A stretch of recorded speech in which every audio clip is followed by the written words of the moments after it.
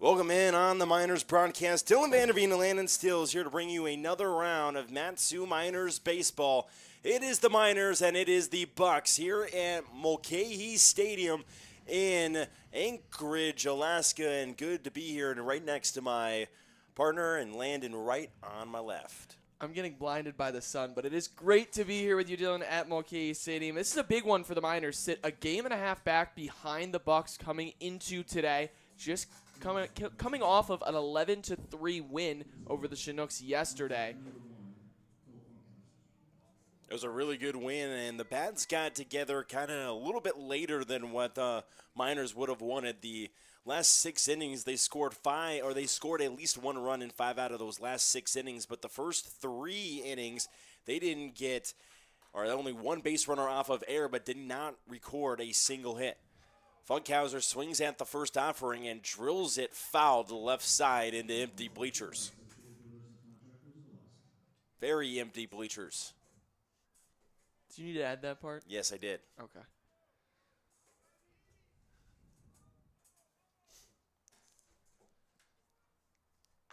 Robertson delivers on the 0-1 to an 0-2 count. Robertson gets the start from the bump today to try to extend their lead in the ABL standings over the Matsu Miners. Ball's on the ground. Funkhauser is going to ground out for 3 to start off the game, and there is 1 away from Mulcahy Stadium. We are underway in the top of the first. And yeah, the Miners have just been struggling this first time through the order. We saw it yesterday against the River Chinooks.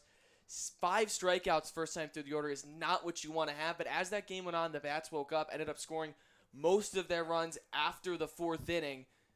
So it'll be very interesting to see if this trend continues with the Miners today against Robertson. Elliot Medlock, one of the best statistical leaders on this team, takes a check swing going through strike 1. 2 for 4 yesterday against the River Chinooks. Judiac Eagle River Chinooks lost that game 11-3, still winless so far in the ABL. And now 0-2 after he's got on his front foot on the off-speed breaking ball. Medlock collected 2 more RBIs yesterday. Get his RBI total up to 4 on the season.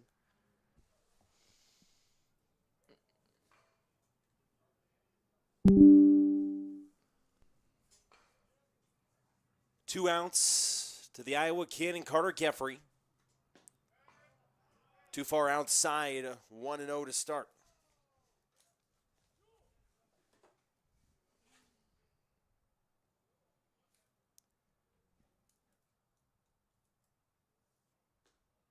And pegged by a pitch is Geffrey. Looks like it might have caught him in the elbow guard, possibly a little bit higher. So if he'll be hurting it all after the game, as he'll take first and continue the inning with 2 outs. And that's something where the Miners have been very good with, was his hitting with 2 outs so far this season. Yeah, the Miners have done a great job with 2 outs. Scored a few runs yesterday. I believe they went 5 for 12 with 2 outs. And then throw runners on base in there. They did even better. This is a very good hitting team in these tight situations where you have to have good situational hitting.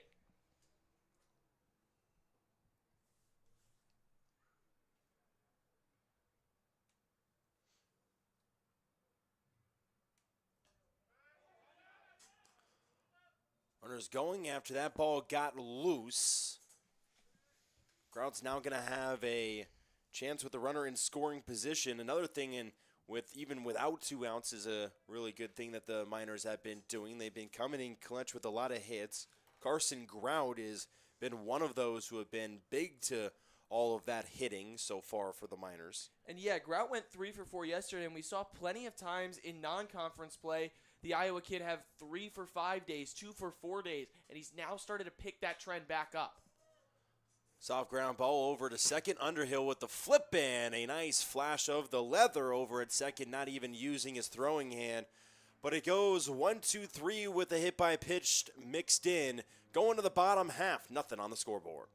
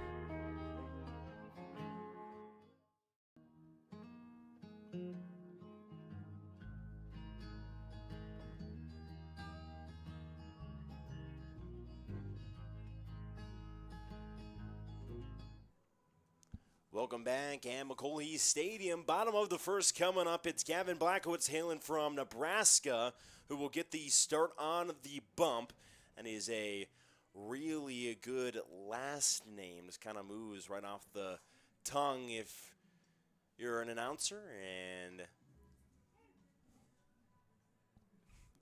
we're ready to go as the throwdown's coming. Bucs will start off with McGarry, Underhill, and Taylor. Toker, Toki after that, the first 5 for the team in white and black.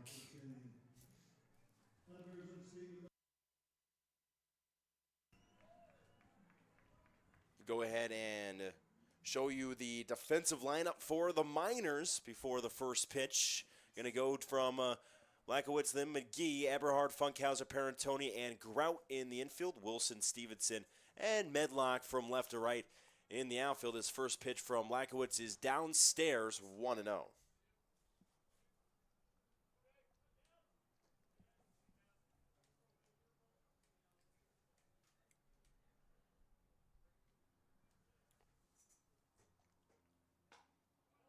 All too far inside, 2-0 start. When Jordan Dooley talks about all the time starting in front, something and Malky did pretty well yesterday with his 10 Ks and a really good performance against the Chinooks.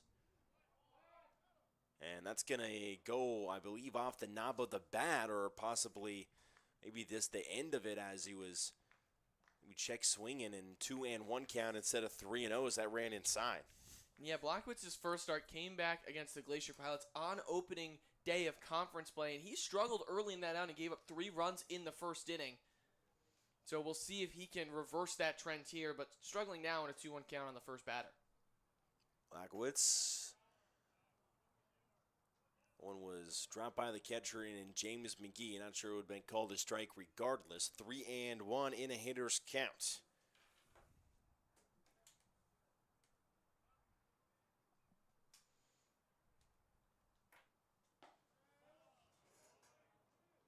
Also off, so a 5-pitch walk is going to start off the day for Gavin. And on a day where you do not want to give up too many free bags to a dangerous Anchorage Bucs team. Underhill, and then the always dangerous hitter in Taylor after that.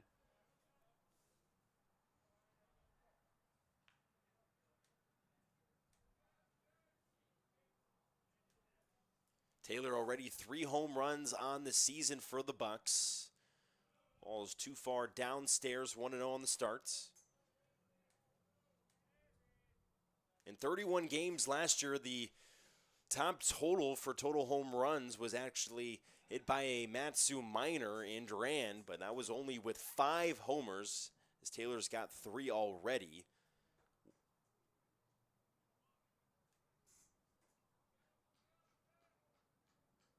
Underhill trying to get a couple of runners on to get to the point to Taylor. Offering too far outside.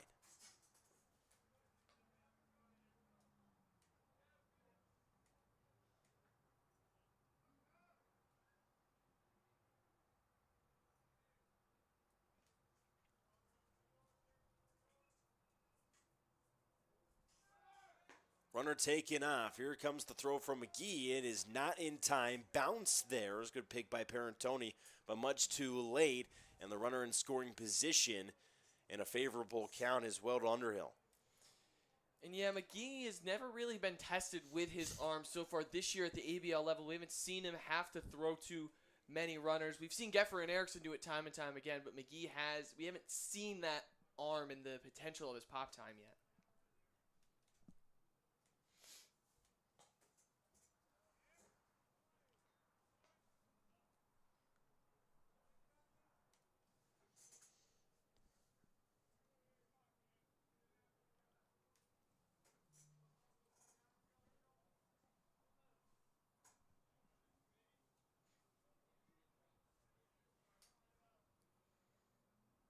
Akowitz gets the swing and a miss, going to a full count.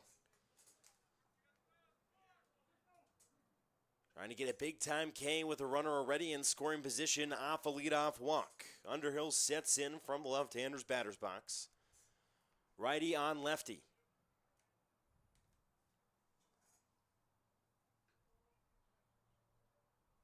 Three and two, fouled straight back, and going to have to deliver another strike on pitch number 7 is Gavin. Underhill 370 so far on the year, 452 on base percentage. He's got an OPS near 1100 and trying to do early damage against the green and yellow. 3 and 2. Poked into left field. Wilson's there. And the line out to 7 was hit hard, but right to the left fielder.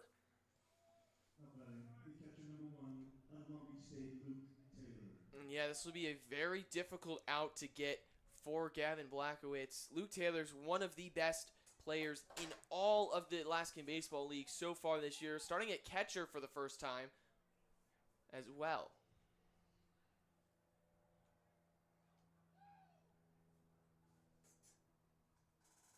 First offering, swing and a miss. Looks like he was expecting something other than that pitch to the outside.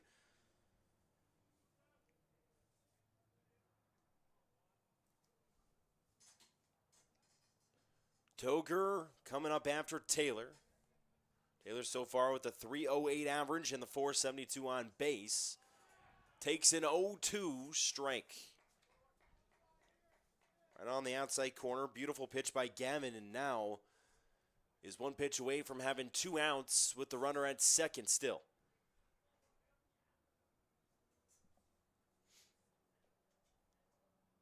The 0-2 offering spikes itself as McGee's going to check the runner, and they've got him in a rundown. Over to third, and a beautiful play by James McGee. Heads up, throwing to second, and there is now 2 down and 2 strikes on the batter. Yeah, McGarry was just dancing lackadaisically off of second after that ball came in. And then McGee recognized that, saw that he was making no move back to the bag, and just beautiful throw and tag from the whole Miners infield there on the rundown.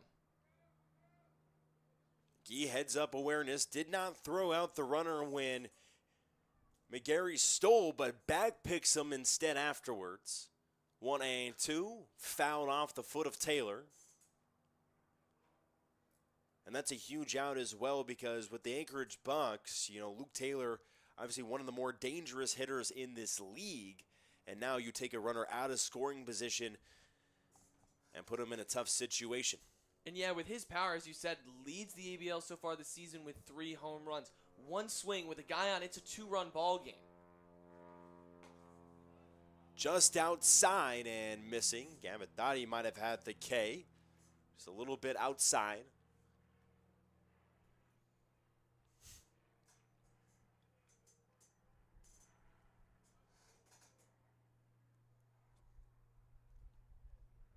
Two and two try now. Poked up the middle and sliding grab by Parentoni and making the play over to first. Beautiful slide and a flash of the letter from Greg Parentoni. We are going to the top of the second. Nothing on the board.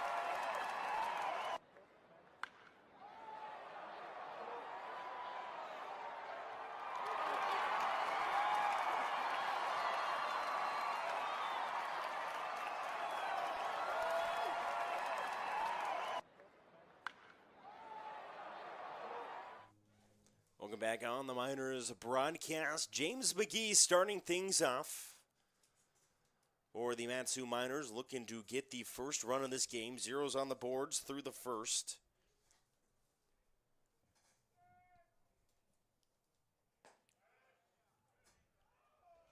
A hit by pitch, sandwiched between 3 groundouts, 2 to second and 1 to short for the first inning for Robertson to get the 3 outs. Pegged Gaffrey with the pitch, but that's all he gave up.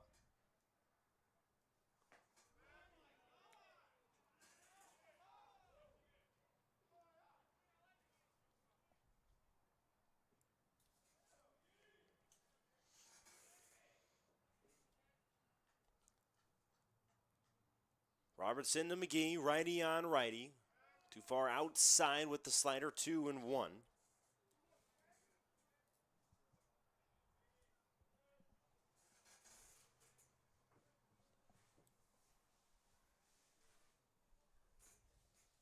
McGee hailing from Kennesaw State. Came up here late after he was asked to play, and less than 48 hours later, he was up here. That was a late addition due to some roster movements, and he said he got the call from his coach and was ready to go about 20 minutes later, but still had to wait for all the flight information to come through. Dribble to the left side, stay in the 2-2 count.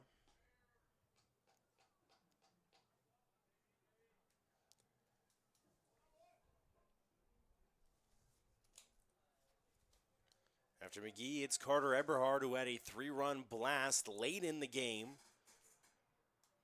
versus the Chinooks last night. The 2-2 to McGee. Pegs him with the pitch. Second batter hit. It's been both the catchers in the lineup, the DH spot in Geoffrey, and now the catcher in McGee.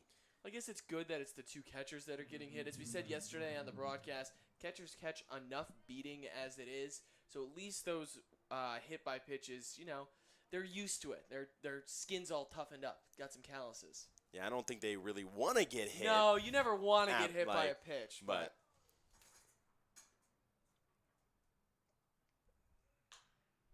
Eberhard swings at the first pitch, fouls to the left side. If you missed out on that 9th inning with Connor Mundy yesterday in the top of the 9th, you got to go watch it because he was on the call when Carter Eberhard hit that 3-run homer. It was a pretty cool fun moment. Yeah. 0-1 off to the right side, stepping on the bag, firing over to second, and off on the tag. The throw was to the left, and it will lead to just a put out over at first, unassisted.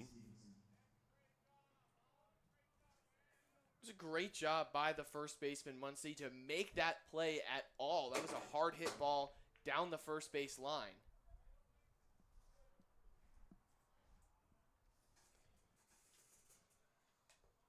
McGee at second leading off. Pitch taken high to the new batter in Lincoln Stevenson.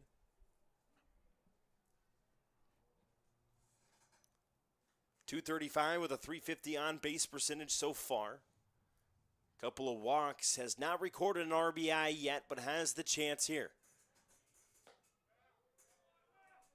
1-1.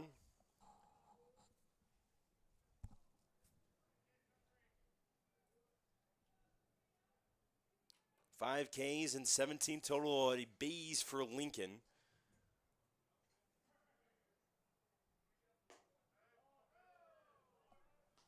Nearly matching in hits with 4 out of the first 17 ABs. Sorry, Stevenson actually had a 2 RBI single last night. I forgot to add that in the stat book. I messed up that stat. I fixed his slash line, but not his RBI total.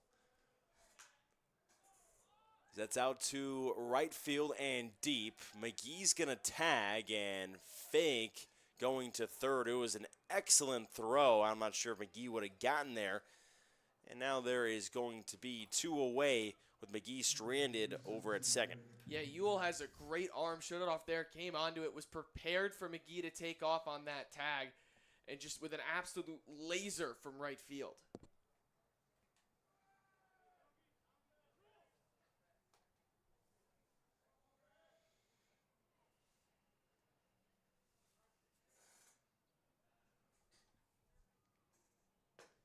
First offering, to Greg Parentoni in there for a strike.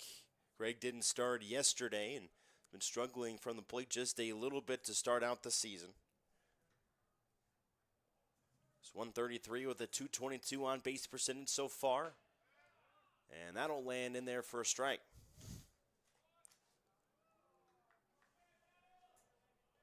Parentoni in an 0-2 hole. McGee leading off of second.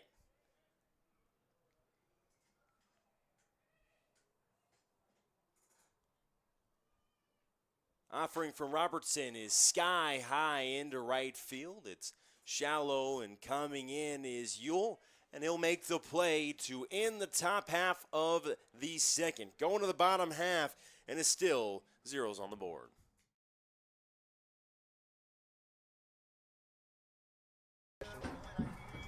Greg Parentoni, Pomona pitcher.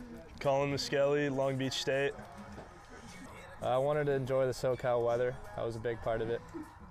I mean, again, SoCal weather, and I'm close to home. I live 15 minutes away. One of my coaches at Long Beach, Tyler Bassetti, he coached here, played here, so he kind of hooked me up with it. I'd heard good things about it and also wanted a different summer ball experience in Alaska. I got Moneyball and Saving Private Ryan, in no particular order. American Pie and the first Top Gun. A bear ran through my campsite at Yellowstone when I was camping. I got lost at Disneyland when I was little. Probably SpongeBob. Larry the Lobster. SpongeBob laugh. It's been a minute since I've watched it, so couldn't really do it for you. Come on.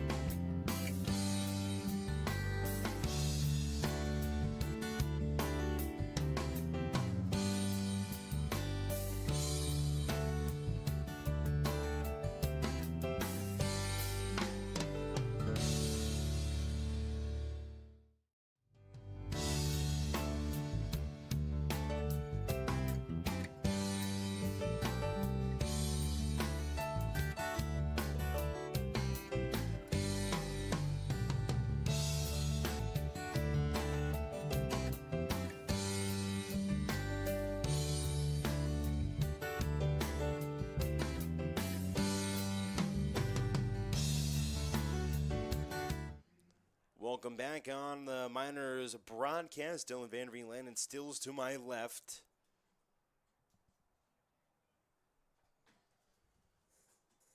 Three straight zeros in the first and the top of the second. Going to the bottom half, still on the bump. And Gavin Blackowitz over from Nebraska. Cornhusker pitched well in the first inning. Went 1-2-3, technically with a little bit of help from his catcher in James McGee. After a leadoff walk, he stole a base, was McGarry after the leadoff walk, but caught in a rundown after McGee paid attention and backpicked him at second. Toger down 1-2.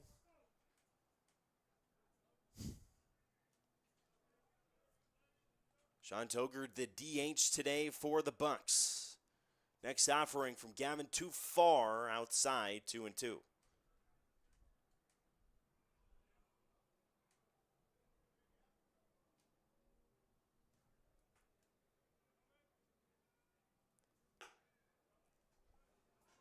Same result with ball 3, too far out, 3-2.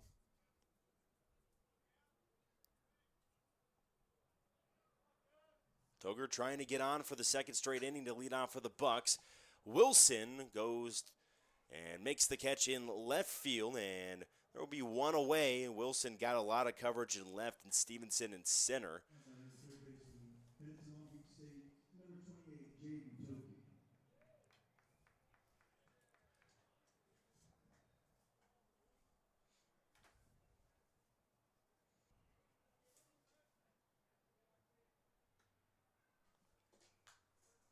First pitch out for Toki, fouled straight backwards.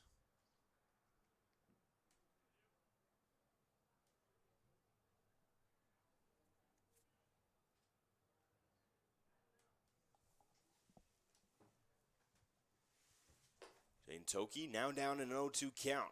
Michael's looking pretty good so far. It's because he's had really good command of that breaking ball. That was something he struggled with against the Glacier Pilots in his first start. It spun too far outside the zone. He worked a lot of counts full, which ended up to a lot of walks in that win. Excuse me.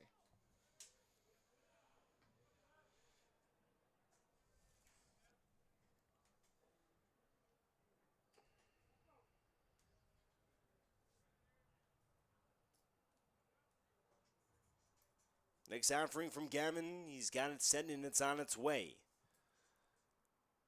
Swing and a miss. Strikeout number 1 for the Nebraska kid. That's the first strikeout for either side so far today.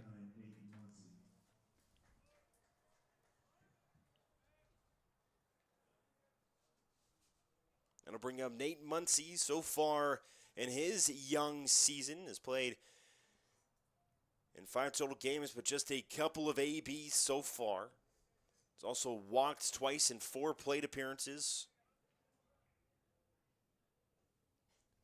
Looking for his first hit in a Bucs uniform. 1-0. 2-0, just a little bit out. Logan Ewell up next, then the shortstop in Haas.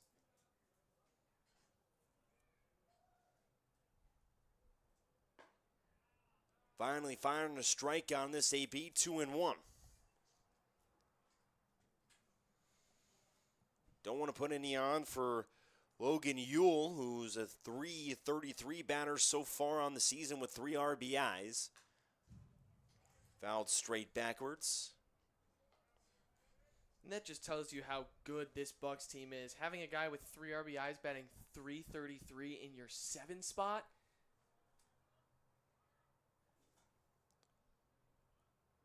From a 2-0 to a 2-2, shaking off a couple of pitches, and now he's got what he wants. Payoff pitch, just gets a piece of it, staying alive to pitch number 6.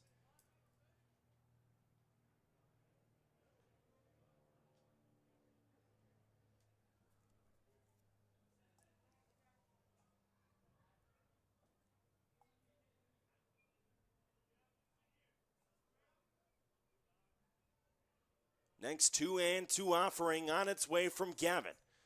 Poked up the middle. Parentoni's tracking it down and making another really good catch. No! He dropped it and bobbled it right out of his glove. Would have been a really nice play for Parentoni. The second one in a row to end the inning, but just pops out of his glove. His momentum was carrying him forward, and he had to do that little bit of an extra extension to make the grab initially, but when he started to stumble forward, the ball just fell out of his glove.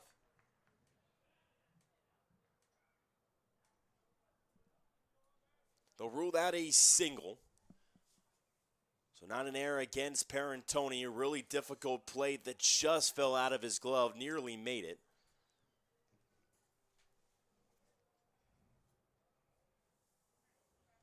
First hit of the ball game for either side.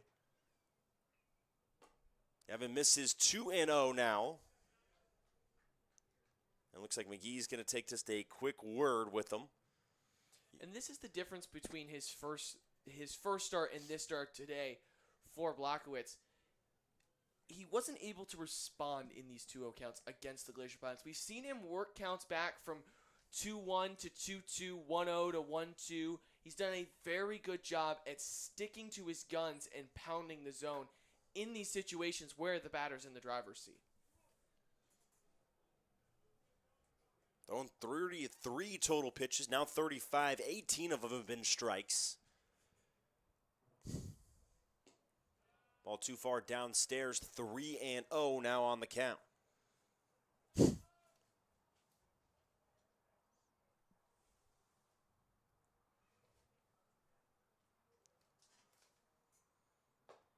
Finding a strike on the 3-0. Now it's green lights.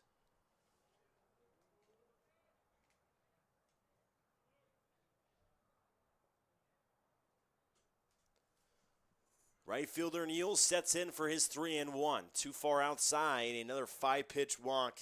Second walk issued on the day by Blackowitz, and it's the second 5-pitch walk as well.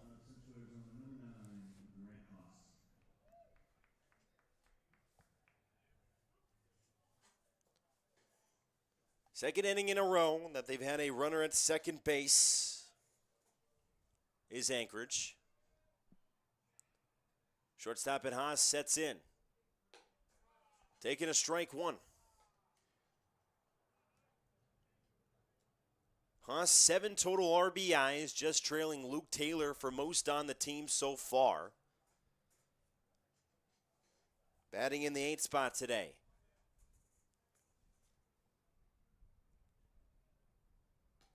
Oh and 1, too far downstairs, 1-1.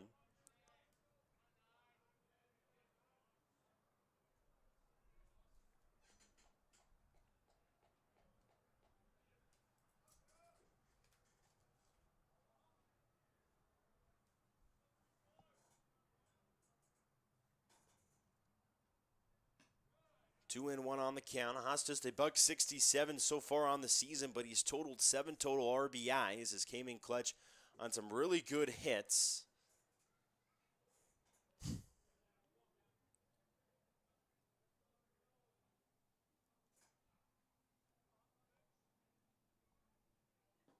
Two and one, too far downstairs. 3-1, and now on the count.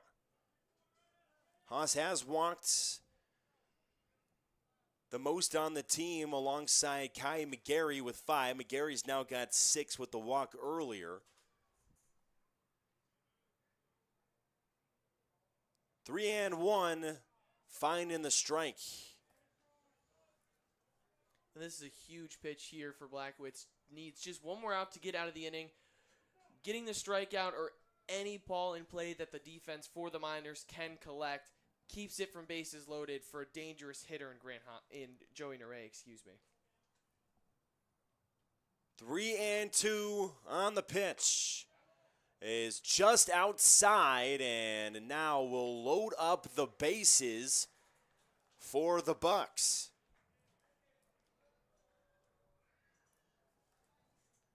It was a couple of outs to start off with a deep fly ball on the left and then a swinging strikeout, but now after a couple of walks and a base hit before that, it's Jordan Doole's going to come out and talk to the young Nebraska pitcher. Yeah, it's just going to be a conversation of you just need to put a ball in play. It's not like this. This is a situation where the batter has to come to you. They have to bat 1,000 to bring one of those runs home. Just throw your pitches in the spots you know you can hit and build that confidence back up to get you out of this inning and carry it over to the bottom of the 3rd inning.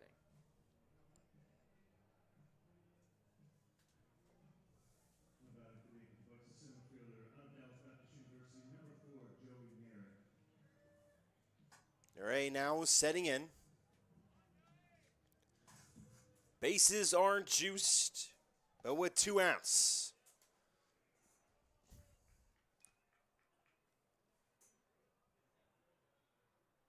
Nere 375 so far and has not collected an RBI quite yet.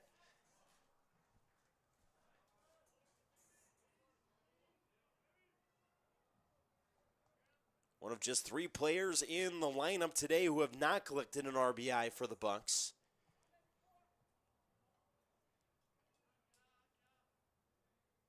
As the righty deals.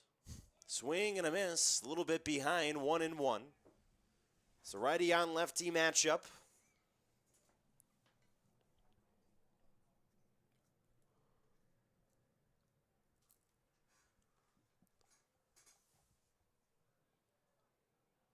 Gavin's got his selection.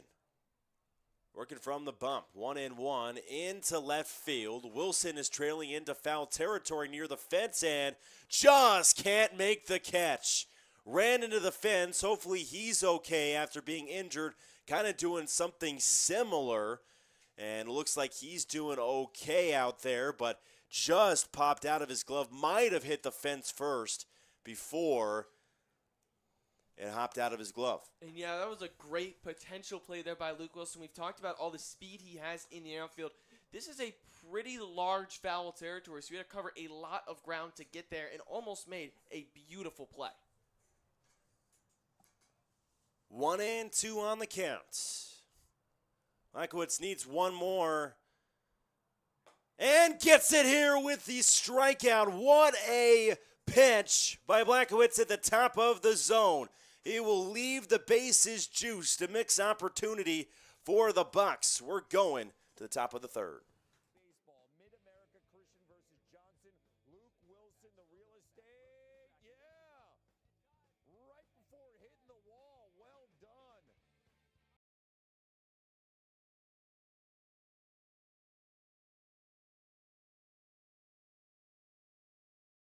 Go ahead. I'm Luke Wilson. I went to Johnson University. I'm Carson Grout. I went to the University of Iowa. It was recommended to me by my coach, and I had not heard any bad things about Alaska. I thought it was a good opportunity. Yeah, same with me. My coach said that they reached out, and I figured it'd be an awesome opportunity. Always wanted to go to Alaska, so it'll be fun. I know the script to Monsters, Inc., and there's just really never been a time to whip that out. I can drive a manual, but there's like no manual vehicles anymore, so it feels pretty useless.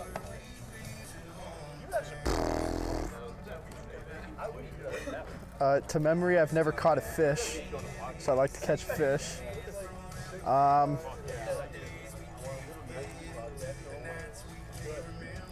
can hop in. Yeah, I think you should hop in. Definitely want to go on a hike. Definitely want to fish. And then probably see a bear. I hope I see a bear. Oh, yeah, I want to see a bear, and then a moose. I want to see a bear and a moose. I always put my left sock on first. Yeah, It's not that big of a deal. I'll I go just left do and it. then right. You guys Yeah. both put your left sock on first? Yeah, it feels right. It feels so weird to put my right sock on If I put first. the right one on, I'll Like, have a I bad day. actually can't do it. Yeah.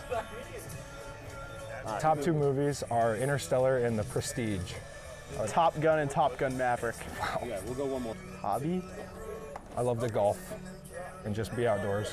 I like to play NBA 2K16 Why specifically NBA 2K16? because I had an Xbox One and I played NBA 2K16 and the other games were like $100, so I've stuck with that one since 2015. Fair enough.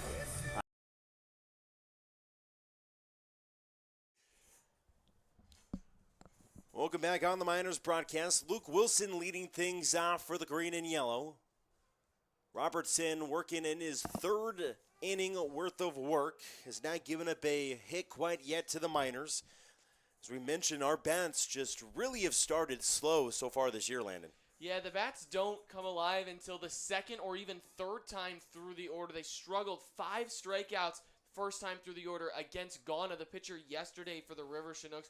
No strikeouts yet, but no balls really put in play deep enough to where you could maybe see 2 hit by pitches from Robertson, however. It's in too far inside. Wilson got himself his first RBI of the season with an RBI single late in the game in the 8th against the Chinooks last night. And up to 200 with a 294 batting average.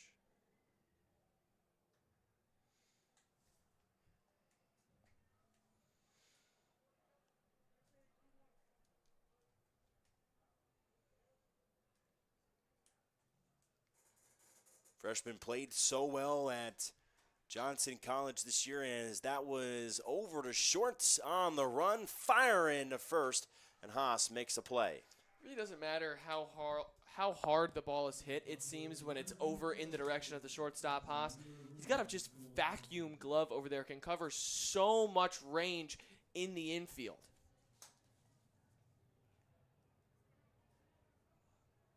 Second ground out to Haas over. Goes to the top of the order with Funkhauser and check swing on the first pitch. He did go around. And I called it as a strike before they even checked that one. I could have saw that one from here in the press box he that very he went much around. went around. I'm surprised there was an appeal. 1-1. There was one time when I was umpiring I was out actually in what they call the C position right between short and second base for the umpire, and that ball lands inside, and I actually called the kid for going all the way around when he appealed to me, and the coach yelled at me saying, "You can't see it from there." And I said, I mean, the kid was almost all the way through his swing. I was like, on that one I could.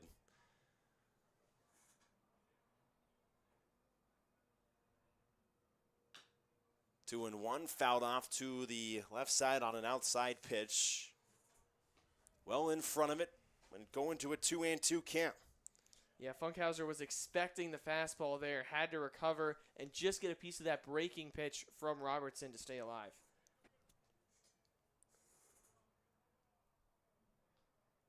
Offering to Funkhauser, too far downstairs. 3-2 on the count. Grounded over to second and Underhill his first time up.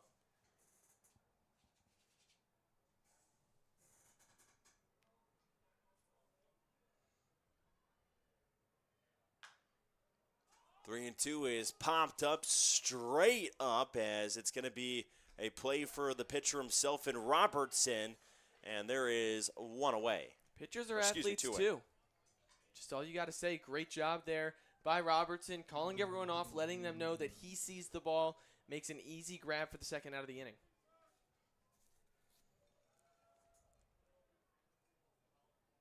Elliott Medlock up. Miners still looking for that first hit. We mentioned went hitless in their first 3 innings against the Chinooks before scoring 11 runs in that game.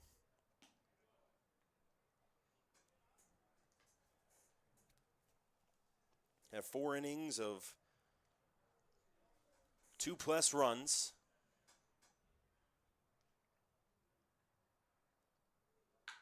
Elliott is gonna line out over to third, right into the glove of Toki, and that's how it's going for the Miners so far from the plate. We are going to the bottom of the third.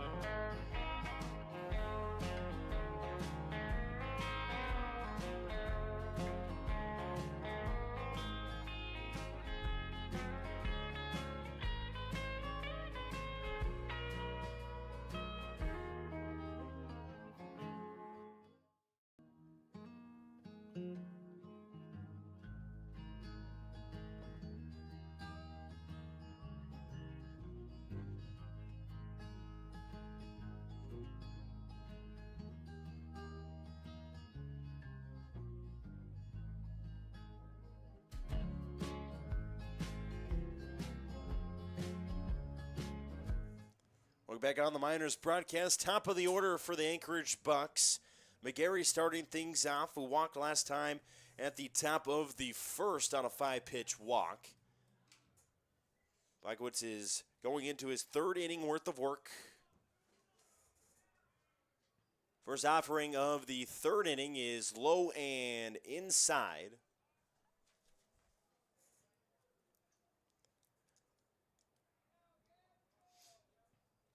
And to Hill, and then the dangerous hitter Luke Taylor follows McGarry.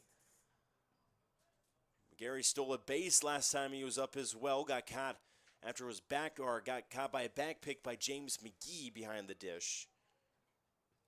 This is where things can start to get dicey if you're Blackowitz. Second time through a very dangerous order. You got through it the first time pretty much unscathed other than a few base hits and walks, but now they've seen your pitches. They know what could potentially be coming their way. The offering is too low.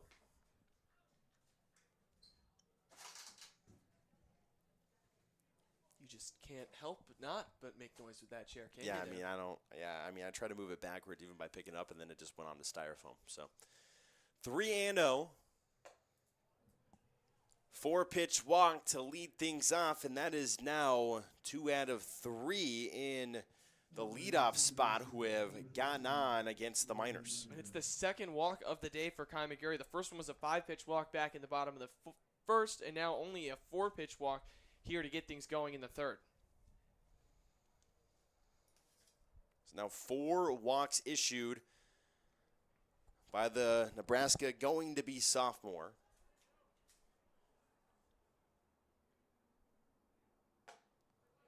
Firing in for a strike. Looked like the hardest pitch he's thrown so far on the day. That was a big-time heater to 0-1.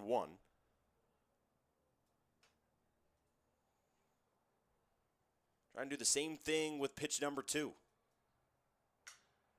Poked down into Stevenson in center, and he'll make the play in left center field, making McGarry retreat back to first, and there's one away after the flyout by Underhill. You don't always need the strikeout ball if you're Blackwitz. He has strikeout pitches, yes, but in a situation like this, an easy flyout to your center fielder in Stevenson is just as good as a strikeout.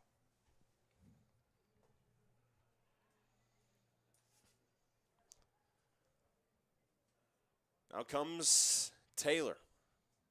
Catching today, as Blackwitz will try to backpick McGarry before delivering an offer to Taylor.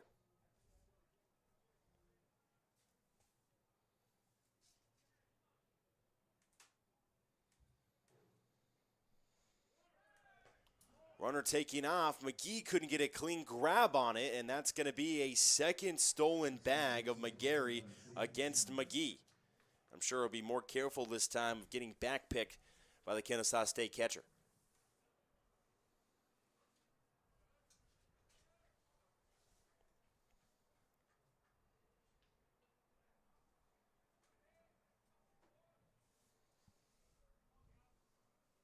Taylor, a really dangerous hitter. And against Matt Seuss so far in the regular season, the 2 games that they have played, he is just 1 of 8. Now 1 of 9, including his 6-3 ground out in the first.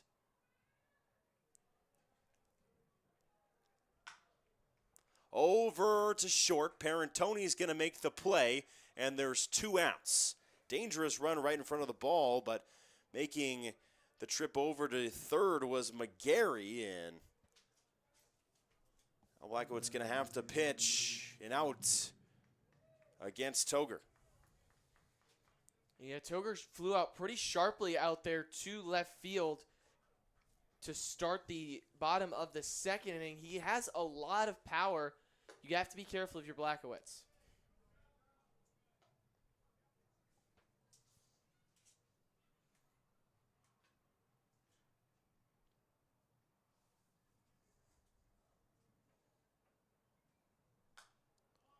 Ball fouled straight back, just missing the press box.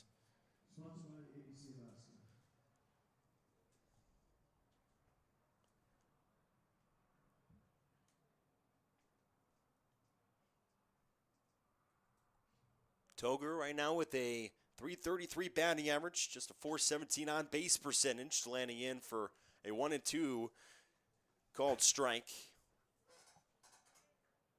Blackwitz 1 pitch away yet again from leaving another runner stranded for the Bucs. Big 1-2. Here it comes from the righty, too far outside, 2-2.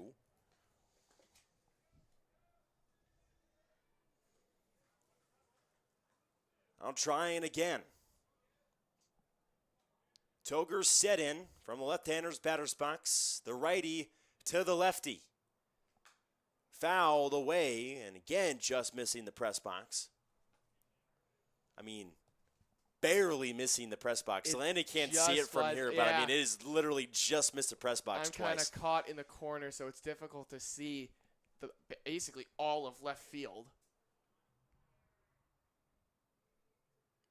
2-2 try again. Lands in there, called strike 3. Gavin leaves another one on base, and the Bucs cannot come across with a run. It's going to the minors again for the top of the 4th.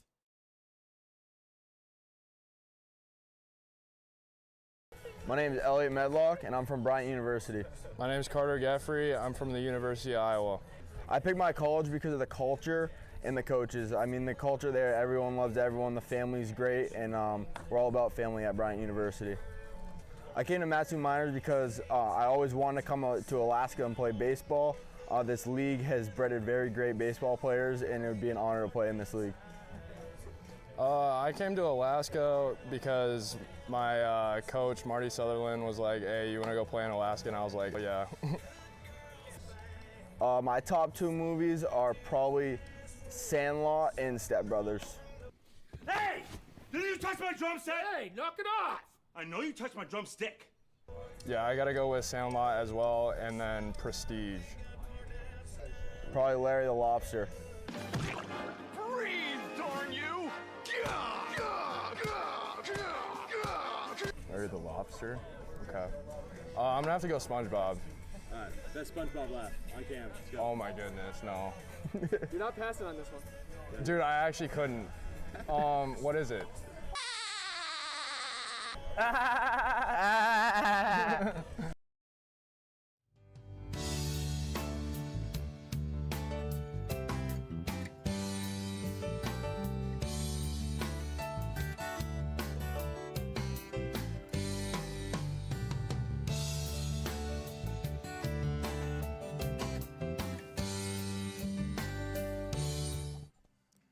Welcome back in. Miners broadcast. It's still Jamie Robertson on the bump for the Anchorage Bucs. Had a 2.25 ERA coming into this after a 4-inning relief appearance. He gave up just one earned run over those 4 innings. And now stepping in is Carter Gaffrey.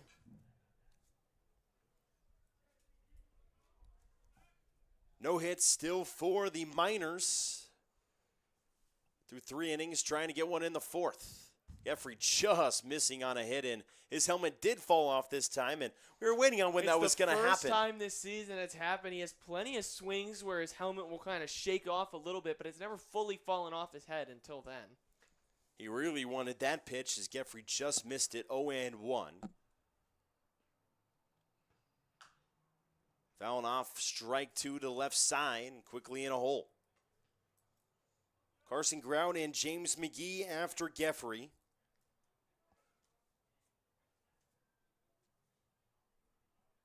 Medlock lined out over to third in the last inning for the Miners. Scorched to third, but right to the glove of Toki as that ball spikes to the plate. 1-2. Gaffrey's going to pitch 4.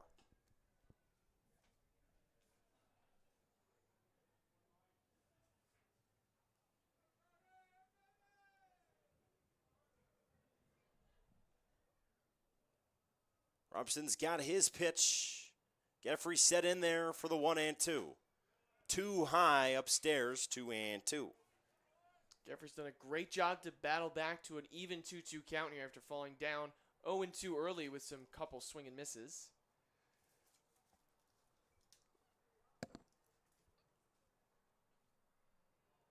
Two and two inside, now 3-2.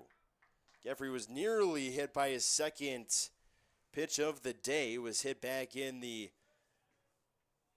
first inning with 2 strikes on him at that point, too.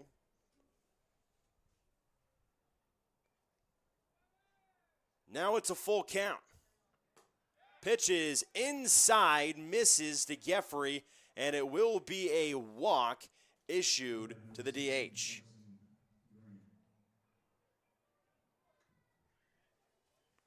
First time the leadoff batter has, second time the leadoff batter has been on. McGee was plunked with the pitch to get on as the leadoff in the second. Checking Geffrey once before an offer to Grout.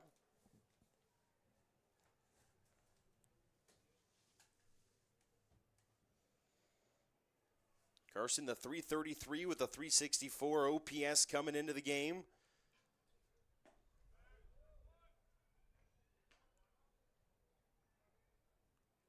He's now played in all 7 games in league play.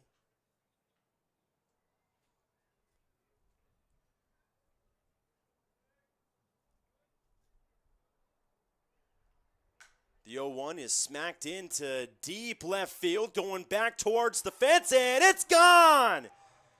Carson Grout, a 2-run dinger, and the first runs are on the board, and it's for Matsu. Well, Grout was just saying yesterday in the van how badly he wanted to hit one out of the park, and he finally gets it there. Grout was talking how Geffrey were going to go back, or him and Geffrey were going to go back to back. Well, Geffrey was on base due to walk, so I'm sure he'll take the extra RBI and get the 2-run homer. There was a homer hit for Eberhard last night as another one falls. It's a 2-0 game. And we were talking about how the first 3 innings have just kind of plagued the Miners all season long, and they start to really hit the ball in the second time in the order in the 4th or 5th inning.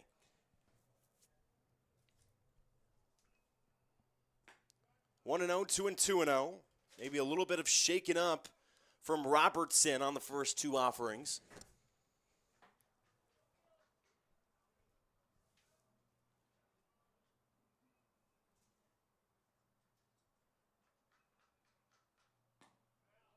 Now to a 3-0. Probably be a pretty decent time for Taylor to go out there and maybe calm down his pitcher in Robertson. 3-1, landing in the same spot, 3-2.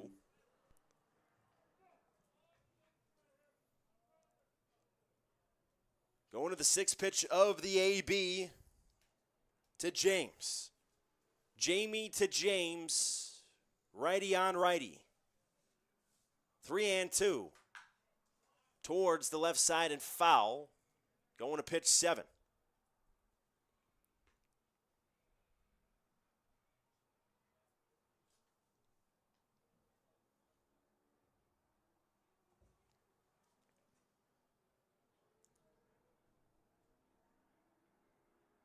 Robinson wants to get out of it with this out against McGee. 3-2 as McGee lets the bat fly, and it actually got over the fence and looks like it flew into the bleachers.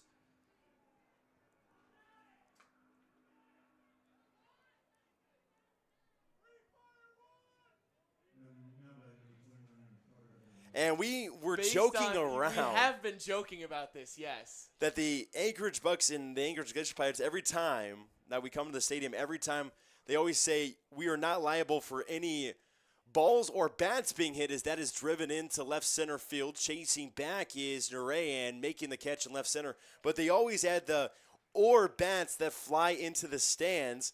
And I always was saying, you always doubt it. And the yeah, other like, thing I said like to you, if a someone bat, swings like through and loses their bat, above the dugouts is not covered. And it seemed like everyone was okay based on the fact that I heard fans start screaming free firewood. Man, oh man, that's the first time I've ever seen that. So really, that's the flying over. I mean, the dugout is covered. There's a net over it as well, and McGee got over that net and actually hit the top of the net and ricocheted over it. Just swing McGee has. That bat had a lot of exit velocity out of his hands. The 1-0 over to Underhill, making an off-balance play and throwing out Stevenson. So some excitement with a 2-run Oppo homer by Grout and a bat fly by McGee. But it is a 2-0 game. Miners take it.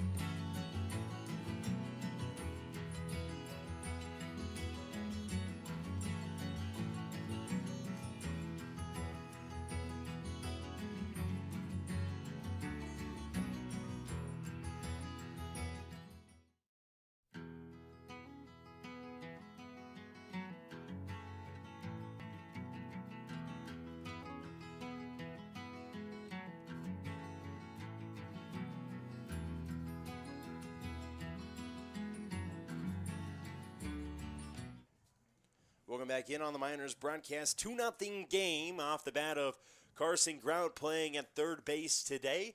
It's an Oppo shot. I believe it's the first Oppo home run of the year for that we've even seen, first for the Miners.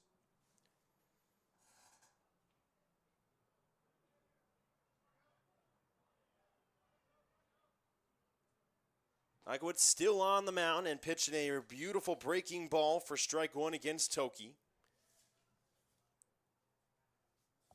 Leading things off in the bottom of the fourth with Anchorage, who have left runners on base in each of the innings, have not plated a run. Or excuse me, in the first they had that runner get thrown out on the bases.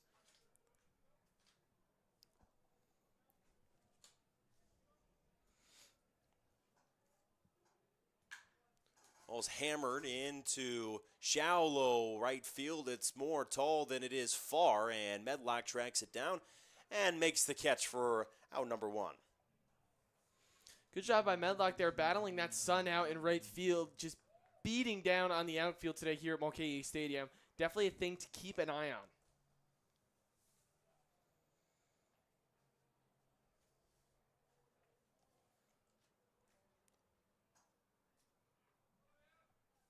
Brings up Muncie,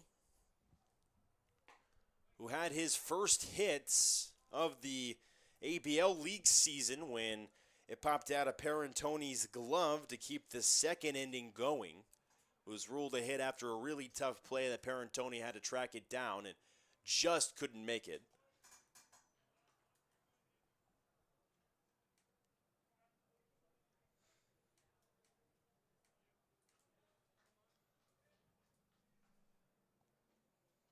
The 2-0 to a 2-1.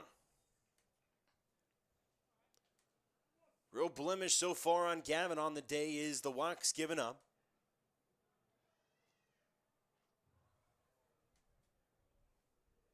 Four walks, but he has struck out 3. An unfavorable count for the pitcher in 3-1. Very favorable in the batter in Nate Muncie. First baseman from the left-hander's batter's box. And we'll take a 5-pitch walk, the 5th one issued by Gavin. And that was the same thing that plagued his outing against the Glacier Pilots. He gave up a lot of free passes, something that early on in the season and still to this day this Miners pitching staff has struggled with.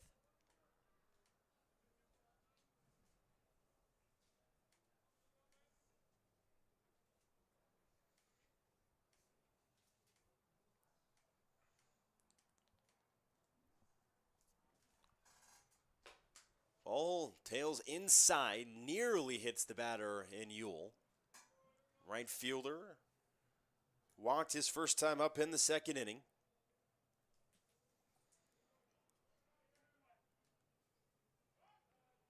Check in at first. Gets back with plenty of time. We'll reset on the mound.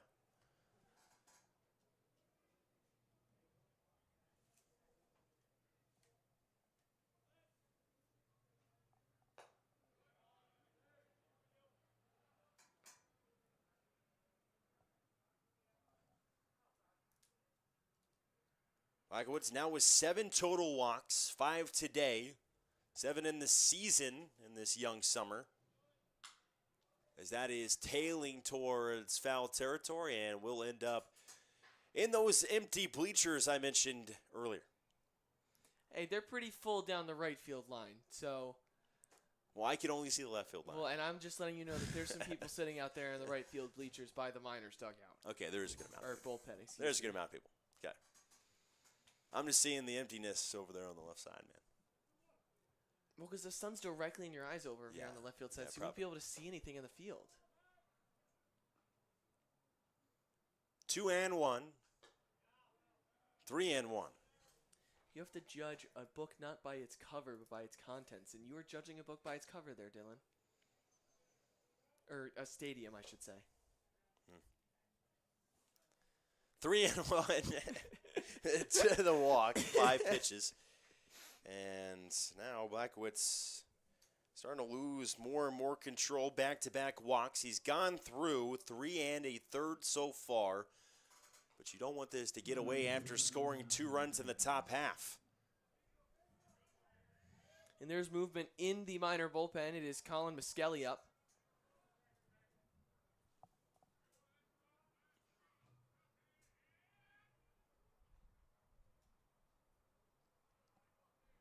One out, you are 1 pitch away, still with first and second. Up the middle and into center field it goes. Stevenson with the throw. It was on the line, bounced right to McGee, but the runner stays at third. Its base is juiced, and now a couple of walks, and then a base hit loads the bases. And yeah, this is a huge spot, as you just said. Miners plate 2 in the top half, trying to work with this lead. Blackowitz was able to get out of a bases loaded situation earlier, but was with 2 outs and not 1. Has to work a little hard, but won't have to, as it seems Colin Miskelly is coming in to relieve Blackowitz. New pitcher in the Long Beach State kid. We will bring it back with him.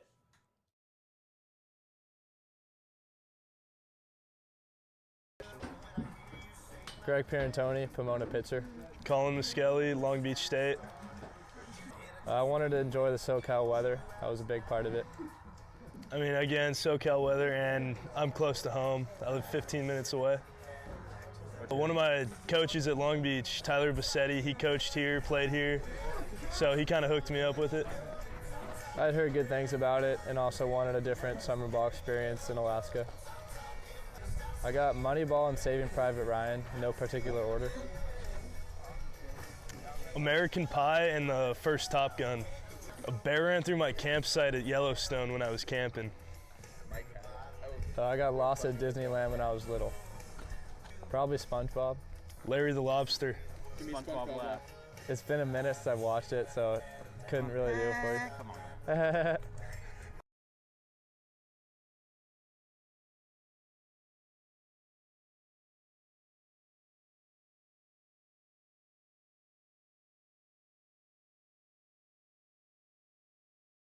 Go ahead. I'm Luke Wilson. I went to Johnson University. I'm Carson Grout. I went to the University of Iowa. It was recommended to me by my coach, and I had not heard any bad things about Alaska. I thought it was a good opportunity. Yeah, same with me. My coach said that they reached out, and I figured it'd be an awesome opportunity. Always wanted to go to Alaska, so it'll be fun. I know the script to Monsters, Inc., and there's just really never been a time to whip that out. I can drive a manual, but there's like no manual vehicles anymore, so it feels pretty useless.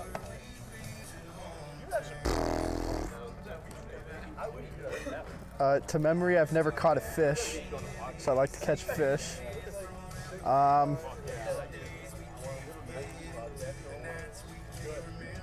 can hop in. Yeah, I think you should hop in. Definitely want to go on a hike. Definitely want to fish, and then probably see a bear.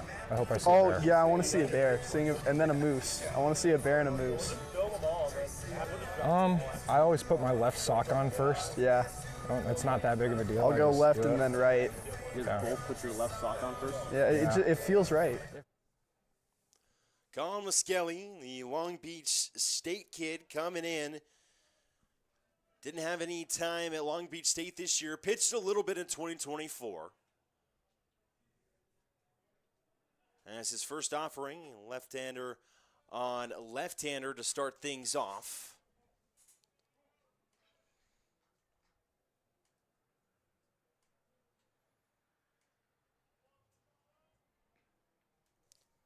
Miskelly's pitched 1 inning in league play so far. Didn't give up anything more than just 1 walk, which he cannot do here in a now 2-0 count with the bases juiced. You got Muncie at third, Ewell at second, and Haas over at first. All three right now are runners charged to Blackowitz, who started this game. Firing a strike one on the outside corner, 2-1. Perfect location from Skelly.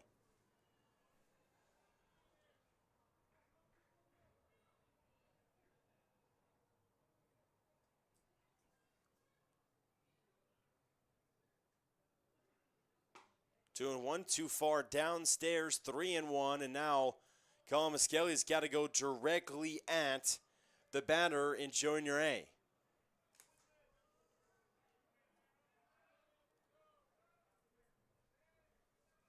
Goes to the top of the order in Kyle McGarry after Junior A, and the 3-1 from the full. Put in play, and landing foul, just hooks foul, and now we'll go to a 3-2 count, and the bases are still loaded. Lucky break there for your Miners. That ball stays fair. 1 run is going to score, and it would have been a difficult time to get that second out unless Everhard was able to apply the tag to the runner in Neray. I think Neray was past him as well. I think it might have just gone for an infield single.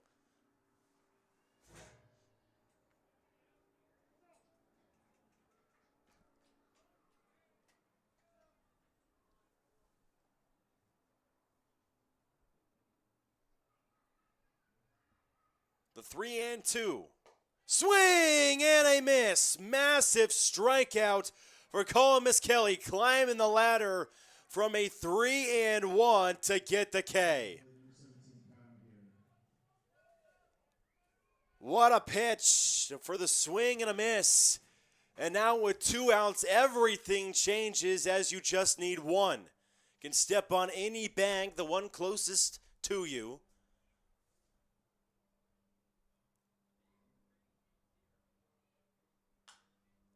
First ball's fouled off to the right side.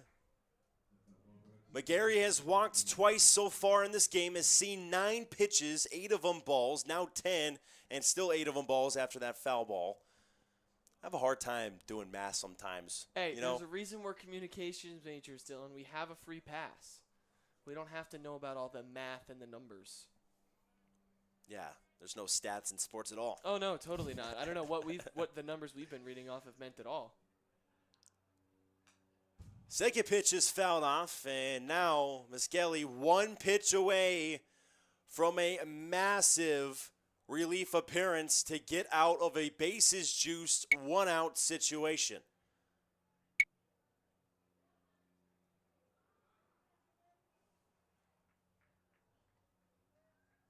Oh, 2 to McGarry from the full. Poked in play. McGee's going to collect it, fires to first, and that is going to do it for the bottom half of the 4th. The Miners get out of it again, and the Bucs leave the bases juiced. We are going to the top of the 5th, 2-0.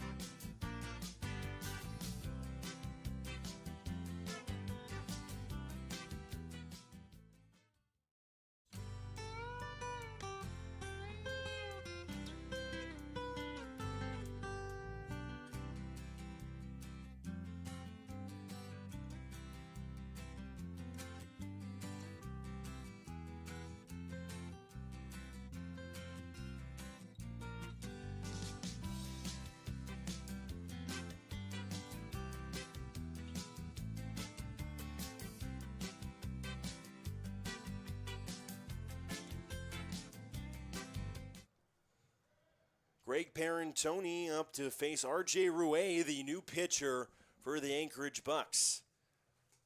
Coming from the left side, the Southpaw's first offering is ball 1.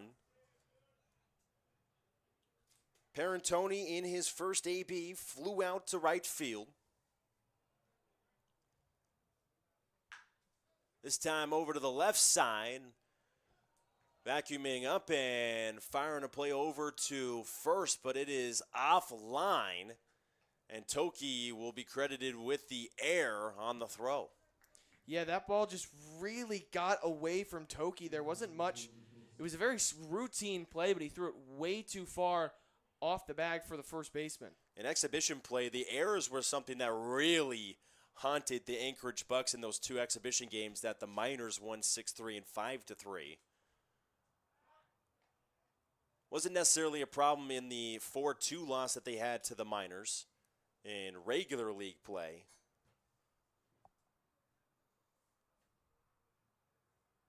Luke Wilson grounded over to short his first time up. Looks to bunt, and it was popped straight up and back, and it'll be foul for strike 1. The only thing you cannot do with a bunt is pop it up. It's the only thing literally the only thing that you can't. I mean, There's if you one foul rule it in off, bunting. You can foul it off fine, but if you pop straight up, it's just a failed bunt attempt.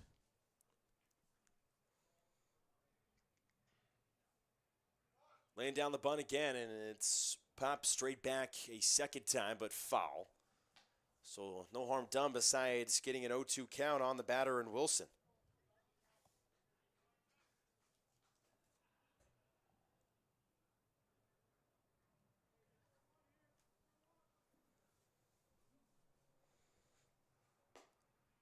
Going to 1-2.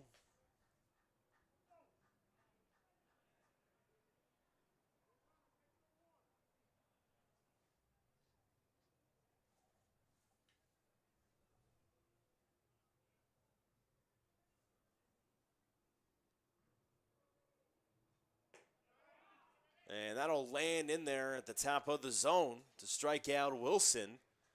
And a big K for the new pitcher in Rouet to get 1 out and keep Parentoni at bay at first. And the mumbles I was hearing, depending on how this game went for Robertson in the start, Rouet was always planning on coming in, but if Robertson went long enough, Rouet would finish this game out for the Anchorage Bucs. We only went 4 innings. Does Roy have 5 innings in him in this game? Funkhauser takes ball 1 outside.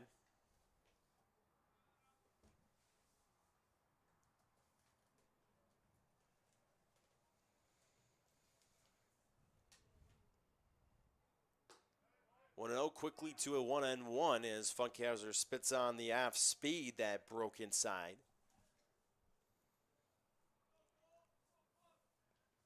Parentoni taking a good lead off of first. Southpaw watching him closely.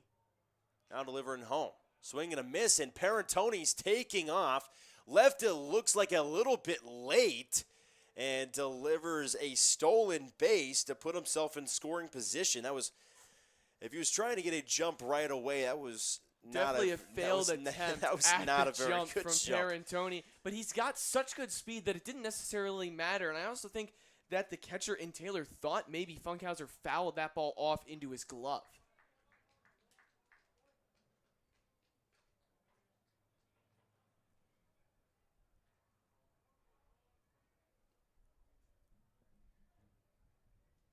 One and 2. Something to the right side to do a job. Funkhauser goes to the left side, but pretty deep. Not deep enough, though. Just on the warning track. Parentoni tags. And another really good job on the bases from Parentoni. As out there in left, McGarry was kind of taking a few steps backwards nonchalantly. And it cost him 90 feet as he was just too nonchalant with the baseball. And this will bring up Elliot Medlock in a big spot. He had a couple of RBIs yesterday, a chance for another one here, but has to bat 1,000 with 2 outs.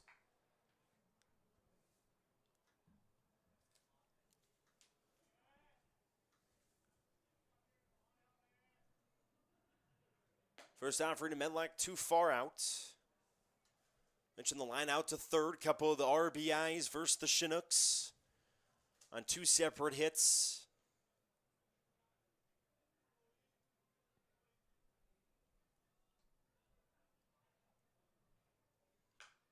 One 0 to a 1-1.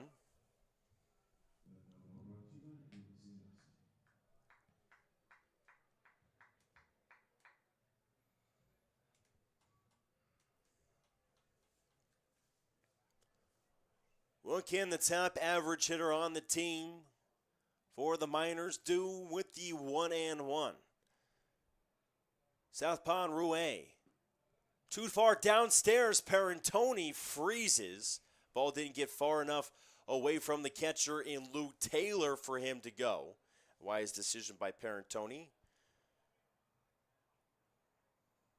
who stole second base. Tagged up on the deep fly out by Funkhauser and up on third. And I was waiting for Medlock to drive him home. 2-1 from Rouet. Medlock sky high in the infield. And calling it off and gonna make the catch is Muncie.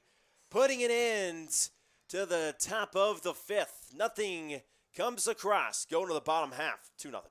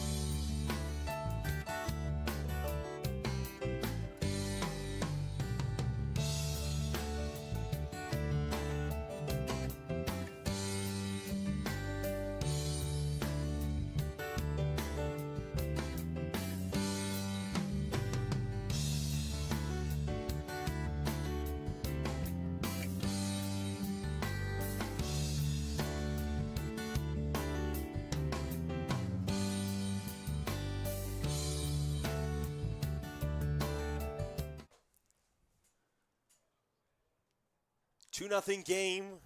Colin Muskelly back on the bump, trying to find himself a good full inning. Came in with 1 out with the bases juiced and 1 out. Struck out the first batter, Nure, and then got the 1-3 ground out.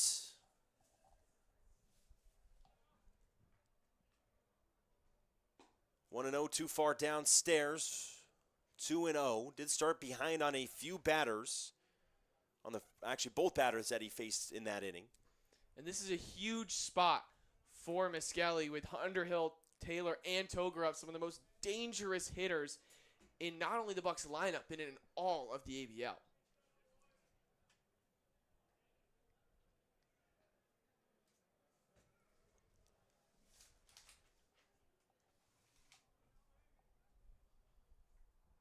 Bucs have got the leadoff man on 2 out of the 4 times, and now it is going to be 3 out of 5.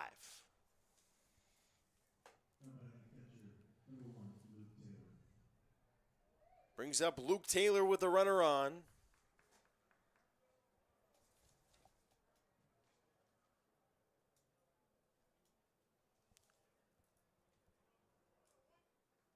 Something where the Anchorage Bucs so far in this game with just 2 hits. They're 1 for 8 with runners on.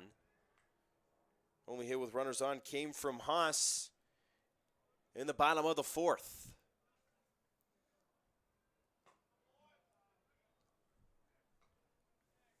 Skelly Stilz and delivers strike.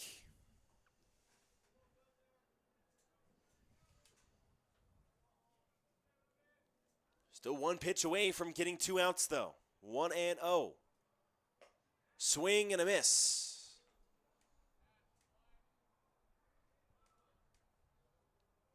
First strike after 5 balls from Skelly to start the inning.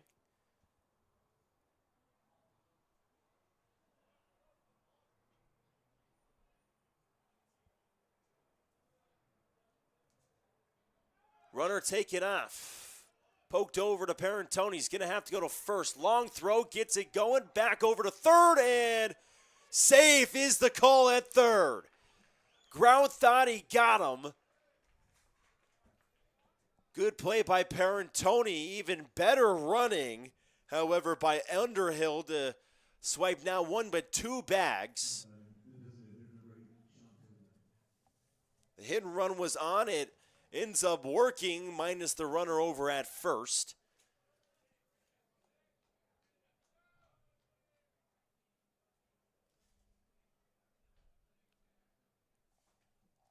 Brings up Toger. That's the 3rd ground out to shortstop for Taylor on the day. They kept him at base so far and has now made him 1 for 11 against the Miners such far this year. So far this year. Such far this year. Same thing. Right? Yeah, it's the same thing. At least it is in my book. I'm not a grammar expert. We both should be due to the fact that we are journalism majors. Oh, I know a lot of AP style rules that are just like burned in my brain. I should. That's why we have you do the post-game articles. Yeah, some of them are just burned in my brain, yes. 2-0. Finding a strike, 2-1. In this situation for the Miners, with a runner in scoring position with 1 out, sometimes the base is loaded with 1 out, has not yet come back to bite them. But this is a chance here with the ever-dangerous Toger up and a runner over at third with just 1 out. 2-1, too far downstairs. 3-1 on the count. Toki and then Muncie up next. Muncie's 1 for 1, Toki 0 for 2.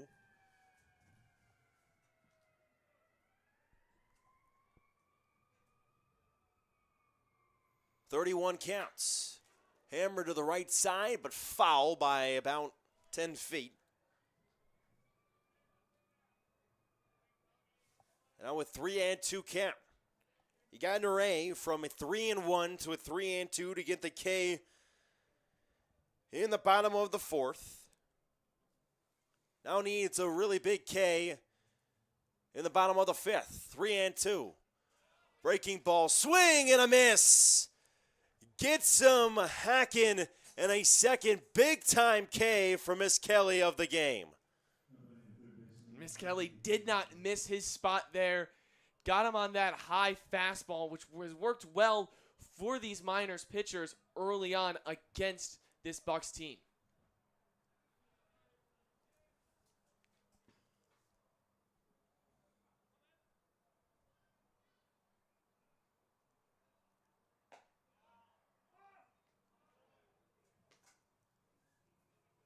First strike landing in there. The batter in Toki.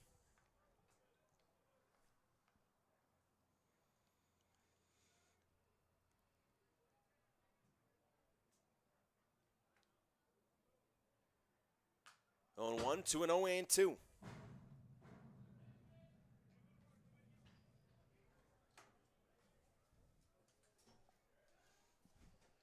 Muncie up next on deck.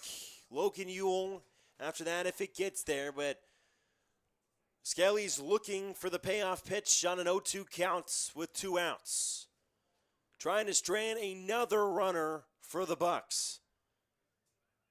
0-2, swing and a miss. Got him with the high hitter. Miss Kelly gets out of the leadoff walk. We are going to the top of the 6th. Miners unscathed, 2-0.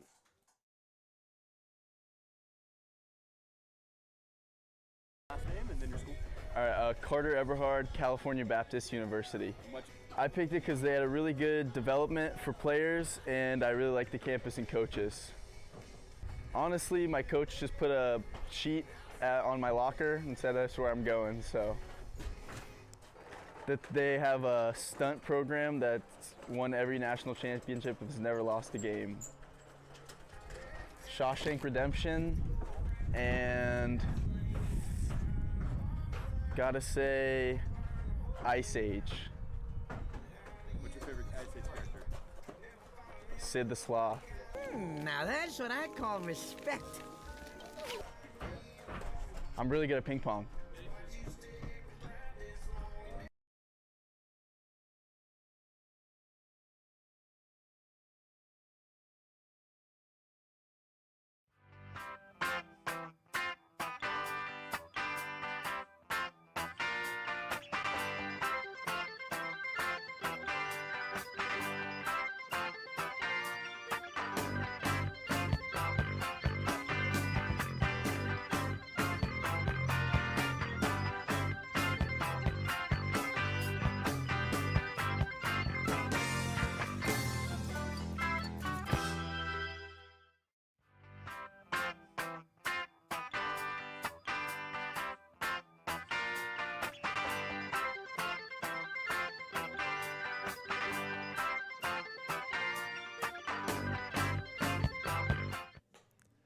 Welcome back on the broadcast for the Matsu Miners.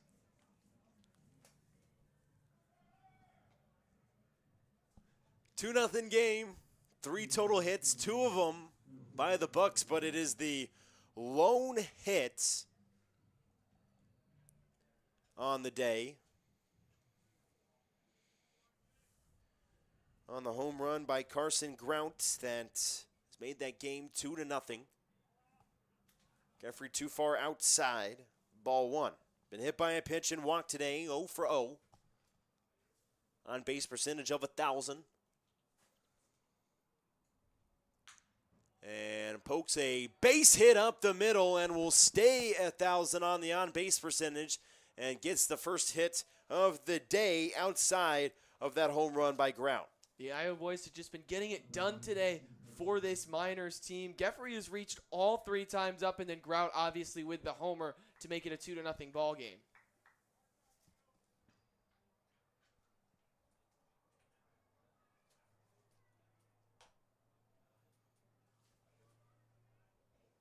Now steps up Grout.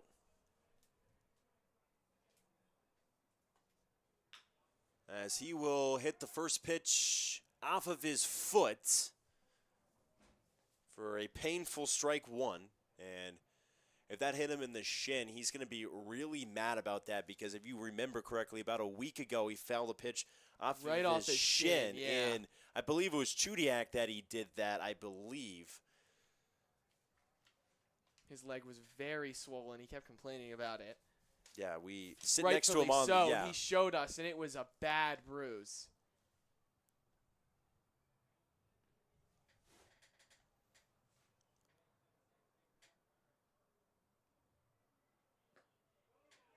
A 1. No, he did not. 1-1. James McGee, Carter Eberhard after Carson Grount. 2 hits apiece for the Bucs and the Miners. Rouet the delivery on the 1-1. Fouled, and is going to be a foul ball. I thought it was foul in the box, but apparently it was just foul when it went down the line. Yeah, when the first baseman in Muncie reached over. He had to reach across that foul line and pull it back. Great eyes there from the first base umpire.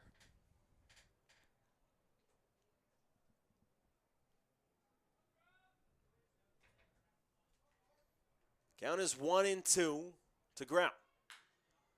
Poked over to second, could be 2, 4, 6, over to 3 to complete the double play. And it was a really nice turn, perfect ground ball to do so right next to the bag. And Grout with a couple of ground outs over to second, and that big home run sandwiched in the middle.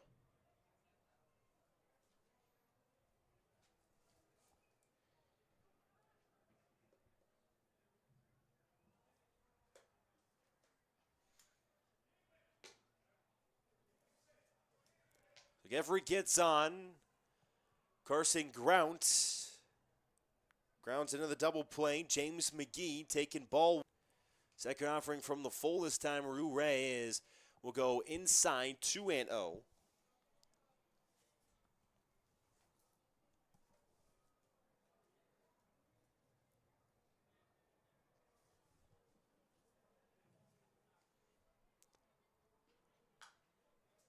McGee straight back. First strike on him.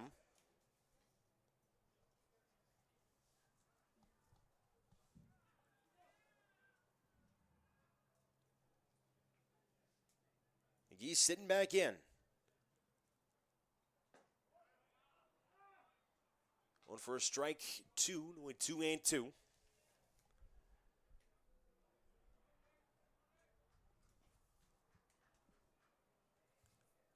McGee hit by a pitch and a K. And now back to a 3-2 count.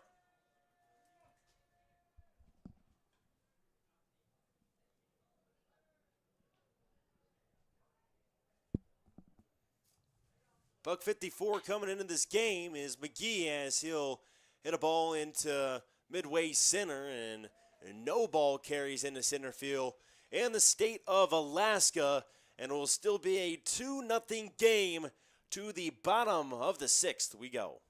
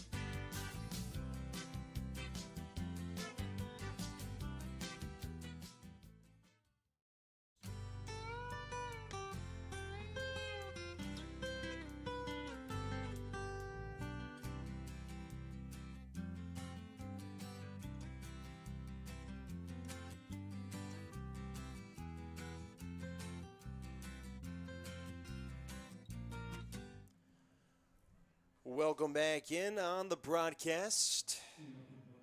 Dylan VanderVeen, the wonderful Landon Stilz. I get the wonderful in there maybe once, twice a game. I don't know if you need to say it every single time, I just but like to I say it. appreciate it. Because you're a wonderful guy, and I feel like everyone should know that, and I should remind them constantly. Constantly.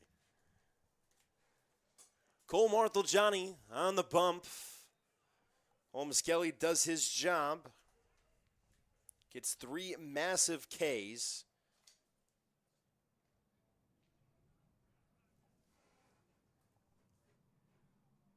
Now it's off to Cole Marthagiani, who did pitch yesterday against the Chinooks. Pitched just 1 inning. Did give up a run.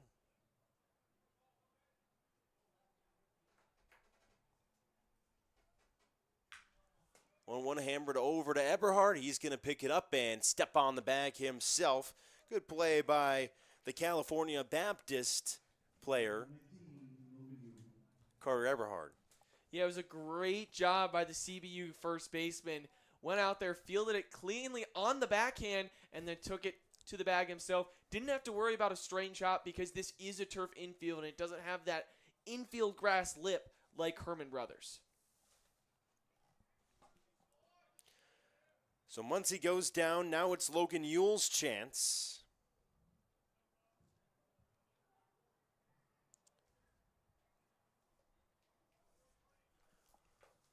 Has not a qualified AB yet with 2 walks. Fired in for a strike. 0-2 for Marthagiani.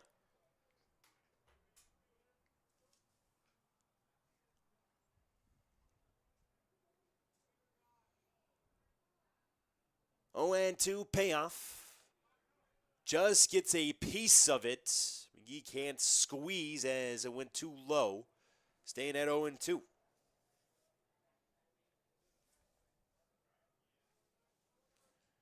You have the shortstop in Haas, and then your A after that. At the bottom of the order now, as it was 6 through 9 to start for the Bucs in this inning. Over to second. Picking up his Funkhauser, delivering over to Eberhard, and there's now 2 away. Some quick outs early on here in the bottom of the 6th inning for Cole Marthagiani. Came out and pitched yesterday. His arm is definitely hot. And we were talking to Connor Mundy yesterday while he was sitting with us, and he said Marthagiani is going to be one of those everyday guys out of the pen every other day potentially.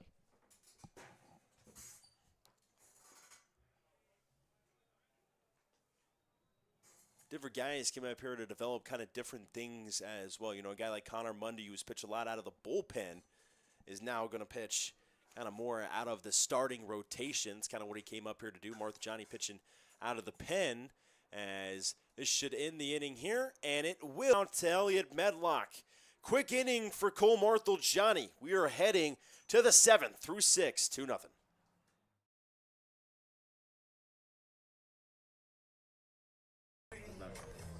I'm Garrett Bauman. I'm in the transfer portal. Cole Marthagiani, Sam Houston. 2 minors. I just heard, had a couple buddies play for Matsu last year, so I heard great things, great competition, so just looking forward to compete. Yeah, I mean, it sounded pretty cool. Seemed like a fun place to be, and I need somewhere to play to get seen by some schools. So probably juggling. I can juggle, so say that's ride a pretty useless. unicycle. You say ride a unicycle? Yeah. That's fire. Probably go with 7 and the Prestige. Perfect game in Lion King. Spots are hot. Spots are hot. If I pitch bad, I shave.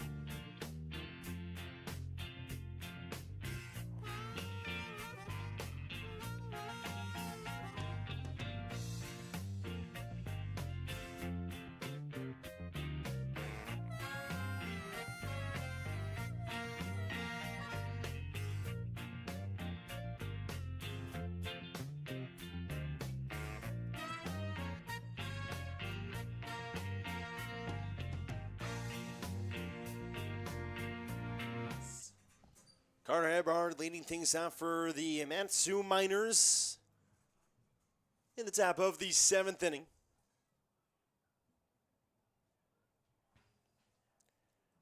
Eberhard 0 for 2 so far today. Fouling off the first offering from Rouet.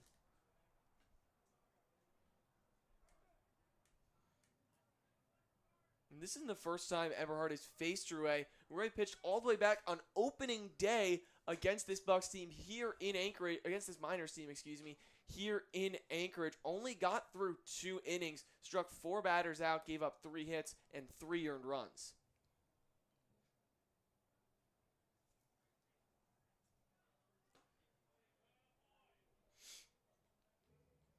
It's Eberhard's first time facing him, and it'll be Stevenson's first time facing him, too, before Parentoni was the first batter to face against Rouet. 2-1. Foul off to the right side. 2-2.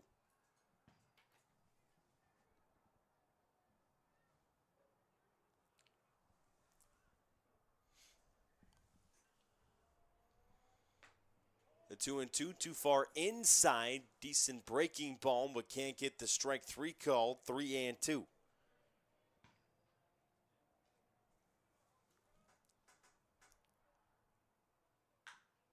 Too far to the right side. Eberhard staying alive. Going to pitch number 7 of the AB. And a big 3-run shot to right center. And Chudiak, Eagle River last night. And goes down swinging. Big stored pitch by Rouet. And it is 1 out. It's in the top of the 7th.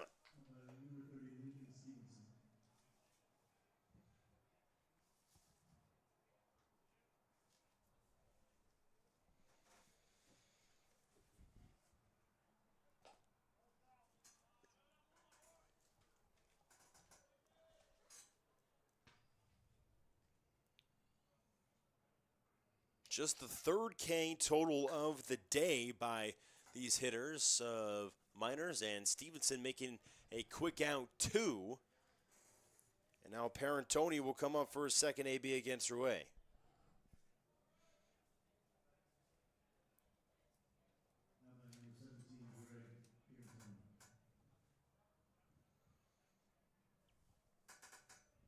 Parentoni swinging at the first offering. Getting a little tiny piece of it, but went into the catcher's mitt.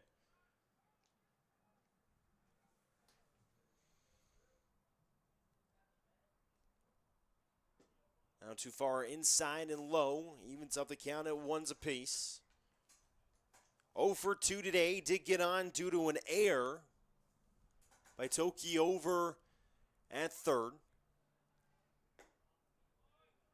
Breaking ball for strike 2.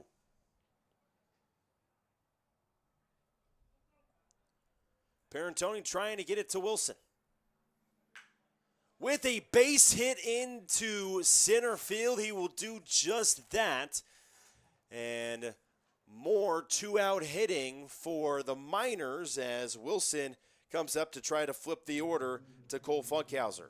It's a great piece of hitting there by Parentoni in a good count. Smacks the ball right back up the middle. Times the fastball up well there from Rouet. Wilson 0 for 2 with a backwards K and a ground out to short. Takes ball 1 on a good start.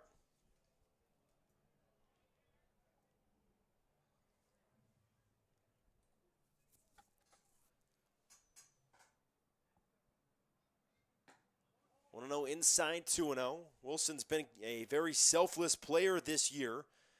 Moved from the front of the lineup to kind of onto the back of the lineup after McGee left, and then you had Funkhauser kind of taking over that leadoff spot, and he's been sacrificed a few times, including a couple sacrifice bunts laid down.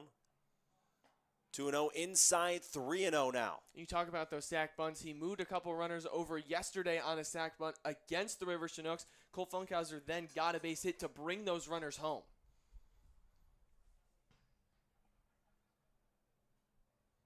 Parentoni leads out for first. Offering to Wilson is low, and a 4-pitch walk to put Speedster to Luke Wilson on the bases, and Cole Funkhauser steps in on an interesting inning so far, where first 2 outs were gotten easily, and now a single by Parentoni and a walk will put him on first and second And the top of the order comes up. Yeah, this is a big spot for this top of the order that, I mean, this whole Miners team has been quiet outside of the 2 Iowa boys today. This is a huge chance for Funkhauser to add on an insurance run for the Miners in the top of the 7th. It doesn't look like there's any serious pin action for the Bucs going on. We mentioned on the broadcast that Ray was kind of expected to just be the second and only pitcher in this game. Second and only pitcher to come in after the starter in Robertson. We'll see if that continues, if he continues to struggle just a little bit. Trying to get the 3rd out, 1st and 2nd with Parentoni at 2nd. Wilson follows him at 1st. First offering is a bunt attempt pulled back, strike 1. Was taken all the way was Funkhauser. Not going to probably lay down the bunt maybe with 2 outs and 1st and 2nd. Could do it on a drag. Now the 0-1. Too far outside, 1-1, not missing by too much, but a good eye by Cole Funkhauser. Central Missouri Mule looking to come in clutch with another RBI hit.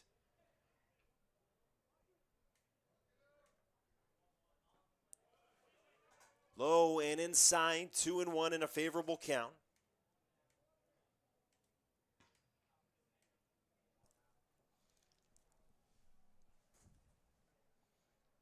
Funkhauser takes ball 4, and that is now 2 walks in a row for Way, who has thrown 8 balls and 9 pitches. And now with the bases loaded, we talk about with 2 outs, the Miners just don't go away.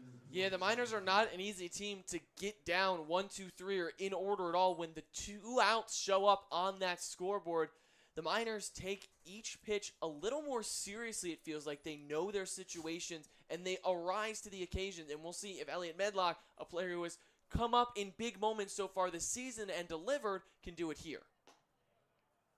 Miners are 0 for 5 with runners in scoring position today, so they are due. 1 for 7 or 1 for 9 with runners on. The only one that they've had a hit on was the home run by Carson Grout. That was the 2-run homer in the 4th. Offering 2 high, 2-0 on the count. Beautiful hitter's count. And Roy has to be careful. If Medlock gets on in any capacity, he has to face Geffrey, who has reached all 3 times today. Medlock, 2-0 count from Rouet. Swing and a miss, was trying to swing for the fences, comes up empty, 2-1.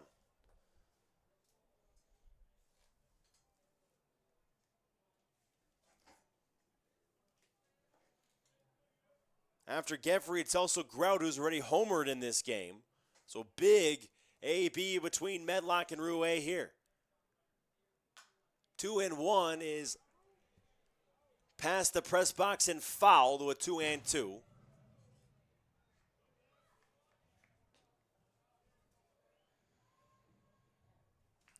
We're using the force there to pull that ball a Yeah, little farther a little bit farther As the towards ball us. was kind of popped up, Dylan was pulling his hands, waving it closer to make sure that ball got out of play. No, normally in the dugouts like that, when it's a foul ball for your team, you kind of just like blow it, just like it doesn't do anything, but it does in my head.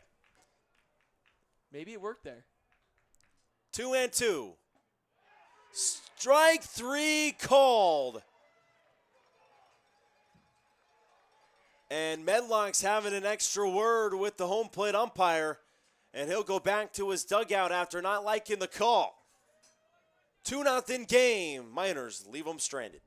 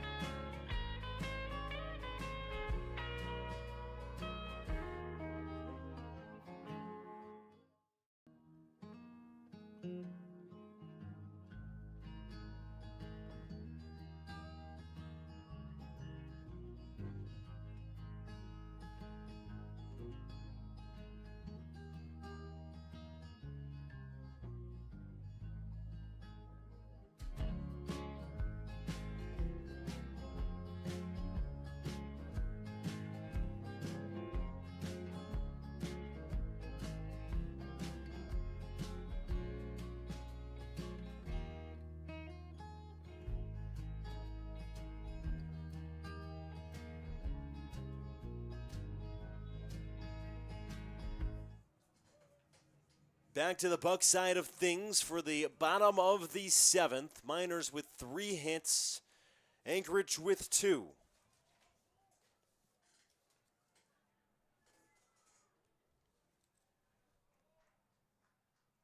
They're leading things out for the Bucs, taking a strike 1.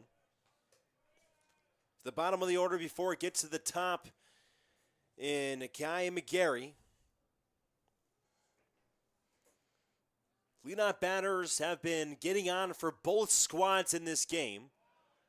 But Marthojani's got him on an 0-2, and he's been dealing since coming in. Retired all 3 batters he faced in the bottom of the 6th.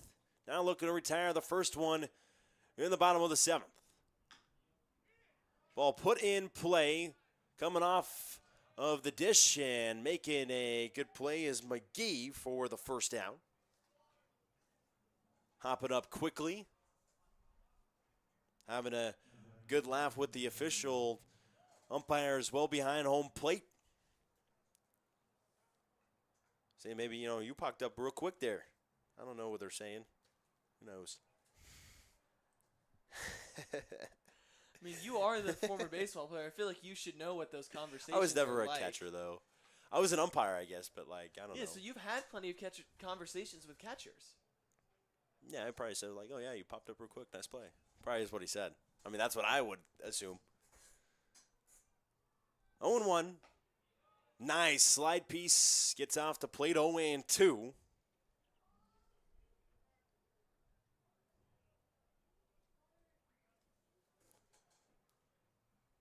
Got McGarry in a hole. From the full is Marthojani. And too far inside, possibly a little bit high, 1-2. Bottom of the 7th from McCauley Stadium. 1 out. 1-2 count. Too far inside, 2-2. You got Underhill and Taylor after McGarry, dangerous hitters that you don't want to put runners on for.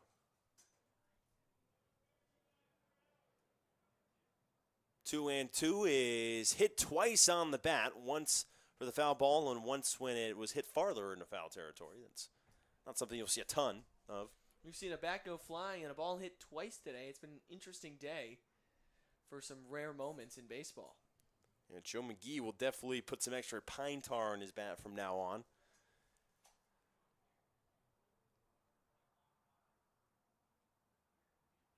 Two and two, too far inside. 3-2. Marthojani's release point has been a little bit off, missing on that inside part of the plate. I wouldn't be surprised if he tries to take McGarry away here.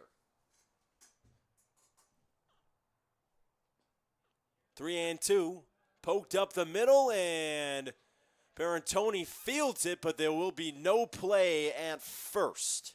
Tried him inside and gets a base hit out of it. Yeah, that was a great job by Funkhauser over there at second to be the one to field that ball. He made a great job going to his right and spearing that one and preventing from that ball getting into center field. McGarry has some speed. So now Marthojani has to be careful with Underhill up. 2 stolen bags on the day already. A pitch is fouled straight back.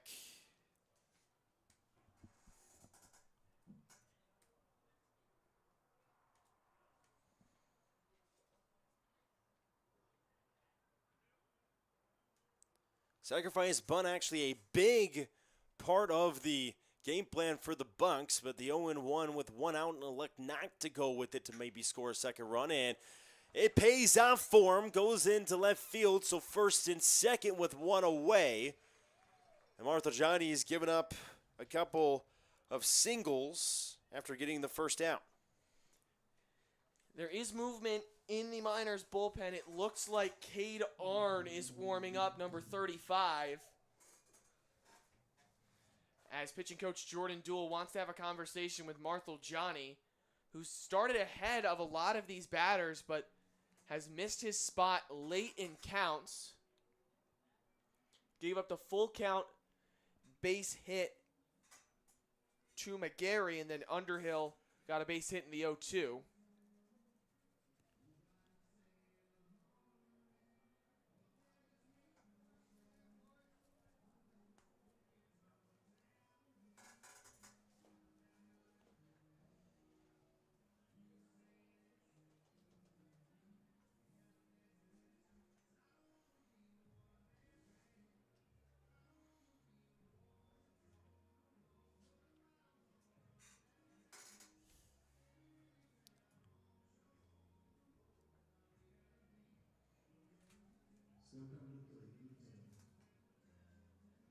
So as we enter back in play, Marthel-Johnny back on the bump.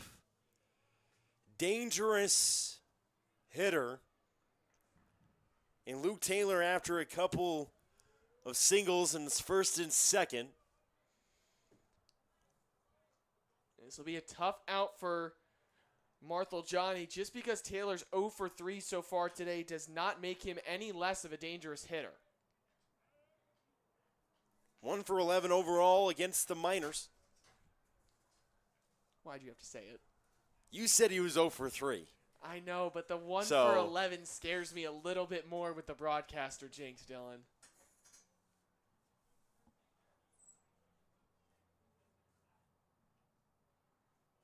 The 0-1, and he did go through 0-2.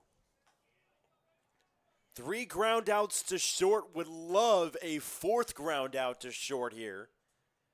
How good the double plays have been so far for the Miners.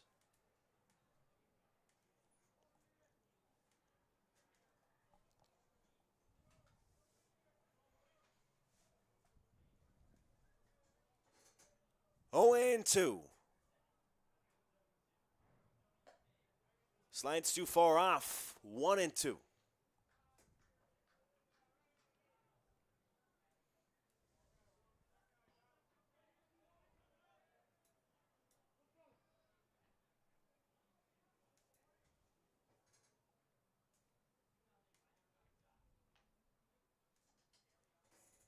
One and 2 count, still Marthel-Johnny. So a hit into right center field, and it's gonna land past the glove of Elliot Medlock. It's to the wall. 2 runs are gonna score, and Luke Taylor finally breaks through against the Miners. Dangerous hitters like Luke Taylor are not going to go quietly. Marthel-Johnny got ahead in a 1-2 count, just left a pitch up, and good hitters like Luke Taylor are going to put that ball into the gap.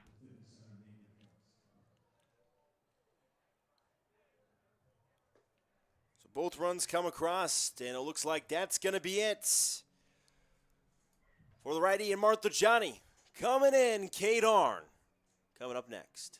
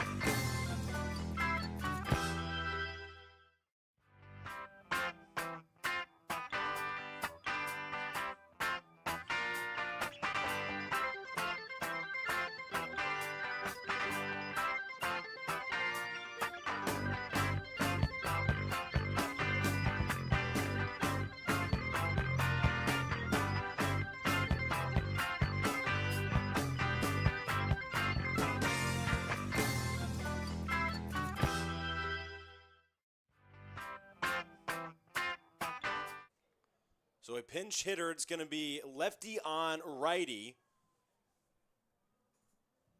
Sean Toger is going to take a seat as the DH. James Provencio's coming in. And a big spot for the Anchorage Bucs against new pitcher Cade Arm. Yeah, the leading run is just 180 feet away for Provencio, a very solid hitter for this Bucs team. Actually is top in the average with 420 total ABs. One of the best hitters on this team coming in as the left-hander. Taylor waits off of second after his 2 RBI double. Too far downstairs. 1-1.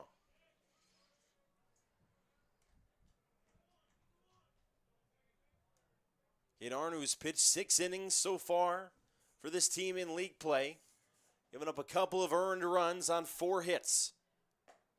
Swing and a miss, 1-2. The runner on the base would also obviously not be accredited to Cade Arm. If he does happen to score, it would be to Marthel Johnny.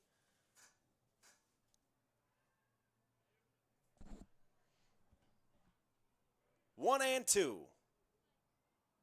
Too far downstairs. 2-2. Not a bad pitch, though, for a 1-2. James McGee was liking the location as well. And these are the counts that we saw Cole Marthel Johnny struggle on in this inning. He was ahead of hitters 1 and 2, but he allowed these hitters to work back into counts, missing his spots, especially on that outside corner to lefties. Ball hits away.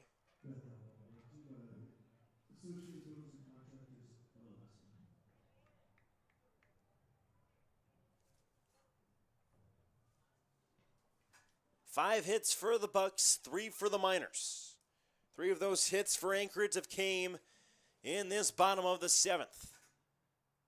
2-2, too far outside, 3-2.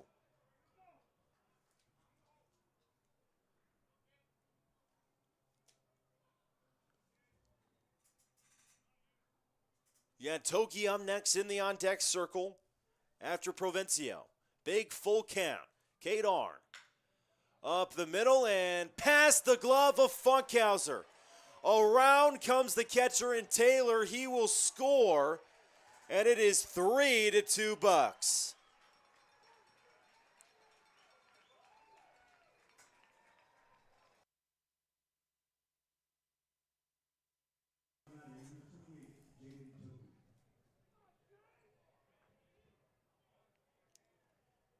Four straight hits from the 1 through 4 of this team with Provencio pinch hitting.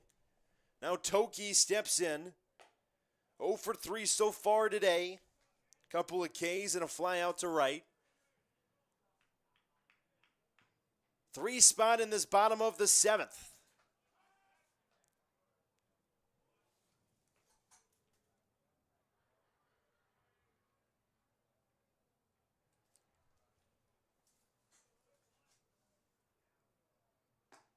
Swing and a miss, too far downstairs for Toki to get to. 1-1. Single by McGarry, single by Underhill, double by Taylor, then a single by Provencio. Have scored the 3 runs.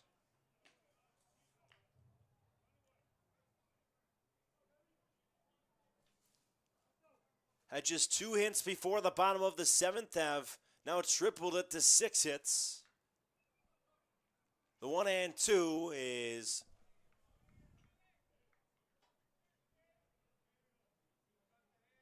a ball. 2-2 on the count. Probably downstairs. Yeah, it looked hard to tell if it was low, but that would be my best guess.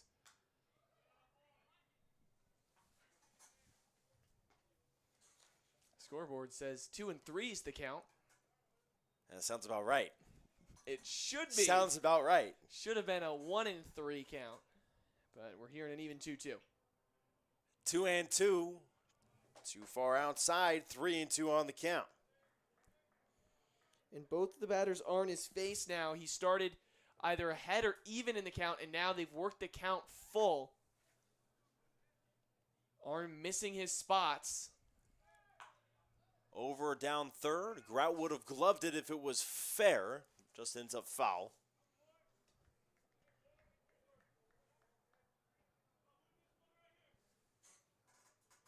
Big pitch, Kadarn against Toki. Biggest one so far of the game, trying to get out number 2.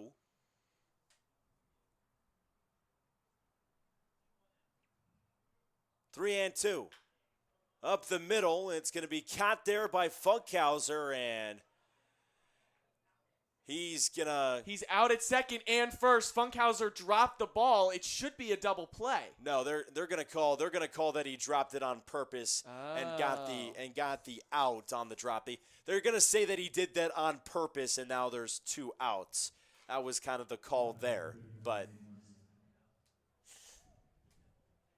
nice try there, though, Landon. Well, I saw what you saw exactly what Funkhauser was doing, and it was a great job by Funkhauser. If it wasn't hit so sharply at him, he could have just let that one drop, but he had to slow it down with the glove.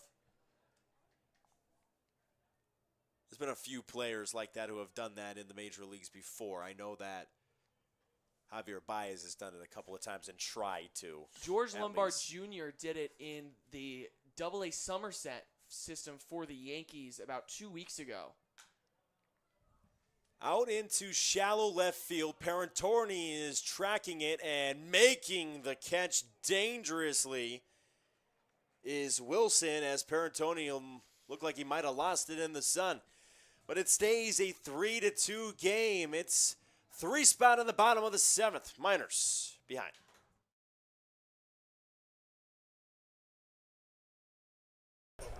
Connor Mundy, Sam Houston State. Kay Narn, Bowling Green State University. It's close to home, and I thought it was a good fit for me. Close to home as well. Great coaches, great team. Love it there. Coach had a connection, and I had some teammates last year that came up here. They developed really well. I thought it'd be a good chance for me to develop as well. A teammate of mine, my freshman year, went here and he showed me some pictures and thought it was really cool, and I wanted to experience it. Put on weight, first of all. Meet new friends and go win some ball games. I'd say meet new people, develop as a baseball player, and just see some different wildlife I'm not used to. Either you want to see a bear? Do I want to see a bear? I would love to see a bear. Same here. I'd love to see a bear. Especially a moose. Saw a baby moose yesterday. Did you? Yeah. I would say Major League. Vaughn into the windup in his first offering. Just a bit outside. He tried the corner and missed. And Fast and Furious 5. I'll go with Sandlot and the Benchwarmers. I caught it. You're out. But I ticked it. It hit the bat. You're still out. You're still back. Don't touch the white line.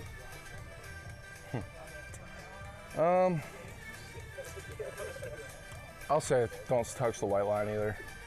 Ooh, Larry the Lobster. I'll go Patrick. Does Patrick laugh right now? Ha ha ha ha.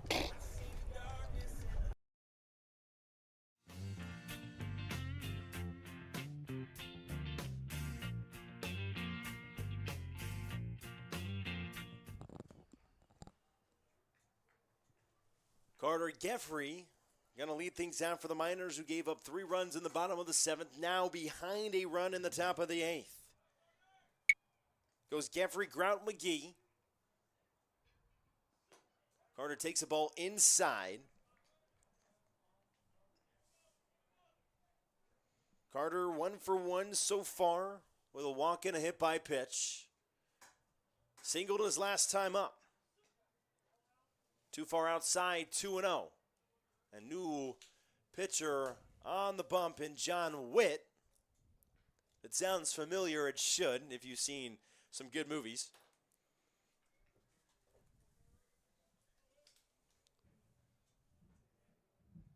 Two and 0, fouled off 2-1.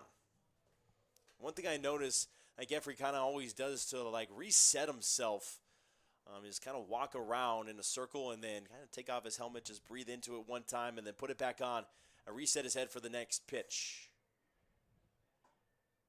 Everybody's got something that they do, some type of thing that they do before every pitch. Jeffrey is going to watch that one land in play and foul out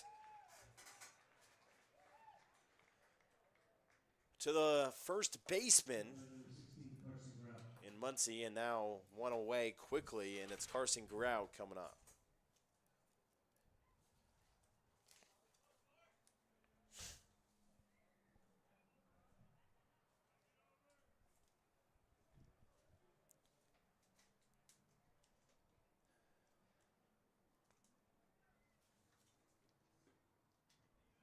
Ball downstairs. 1-0. James McGee after Carson Grout. Grout hit that big 2-run homer. There's still the only 2 runs for the Miners back in the 4th. As another ball deep into left field, back at the fence, and making the catch at the wall. Nice play by McGarry. And it would have probably bounced off of the wall, but nonetheless a spectacular play. And it stays 3-2. What a great catch by McGarry out there in left field. Grout took that one all the way to the wall. If the wind was blowing out into left field, maybe could have helped sneak that one over. But McGarry makes a beautiful leaping grab.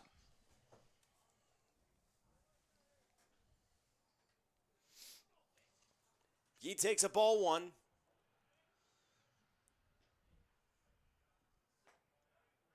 And now matches it with a 1-1 count.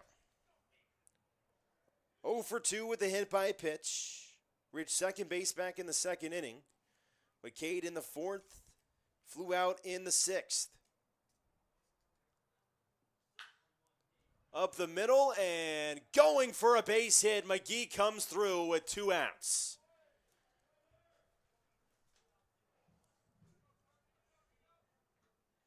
McGee did a great job to just get bats a ball and put that ball in play right back up the middle. The turf does not slow the ball down too much, so those hot shots through the infield oftentimes can squeak through.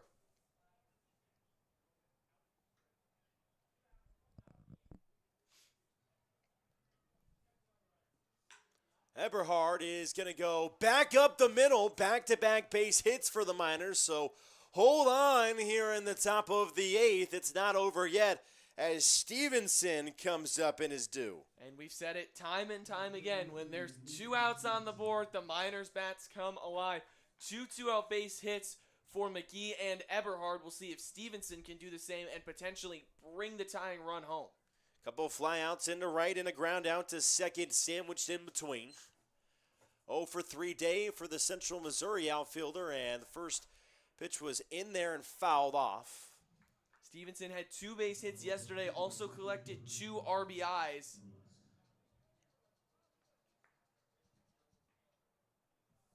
As Taylor wants to have a conversation here with Witt in a big 2-out spot.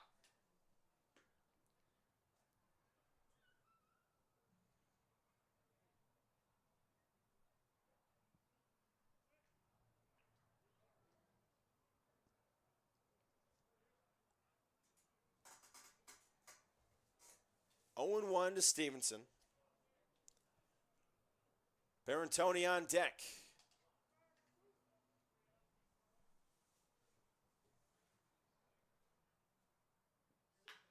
Stevenson over to second. Candy hop. Fired over to first. And a couple of base hits, but nothing coming across. Stays a 3-2 game. Bottom of the 8th.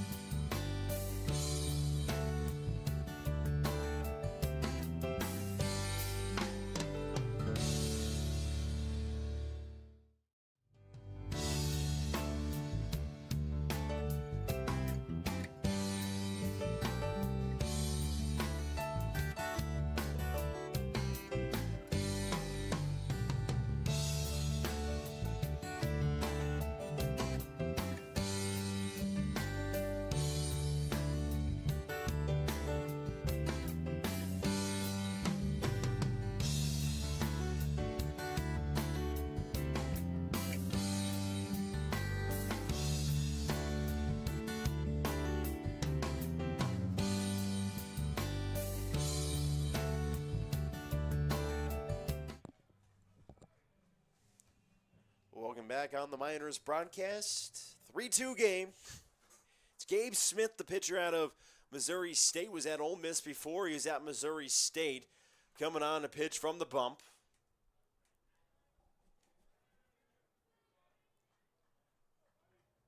Used a few arms out of the pen today. Have the Miners. Fifth pitcher so far. Fourth out of the pen.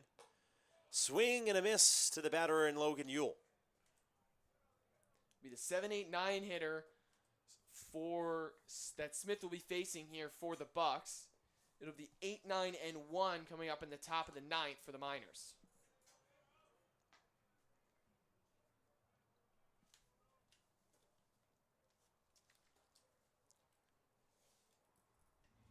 Fourth AB for Ewell is out into left field and now hooking foul.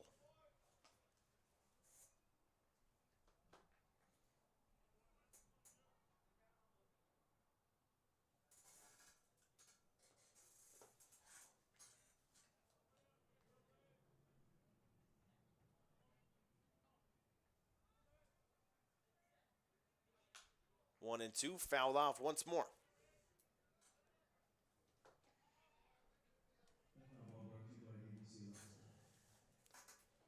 Ewell came in batting .333 on the .476 on base percentage, though, with a .391 slug.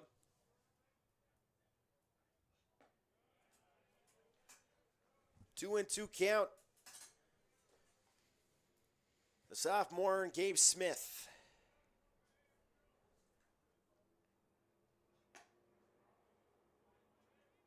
Two and two now to a 3-2 count.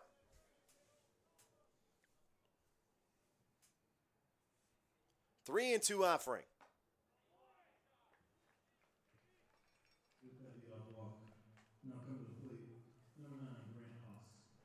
Leadoff walk will go to Grant Haas.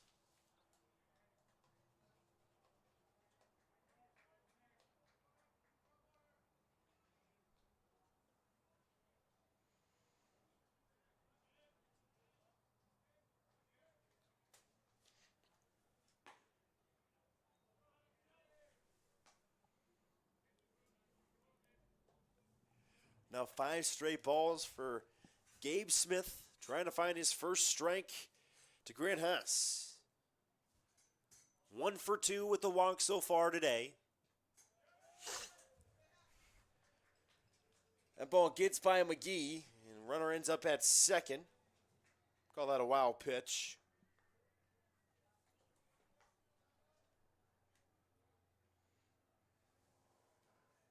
Calling that a wild pitch in the book as well.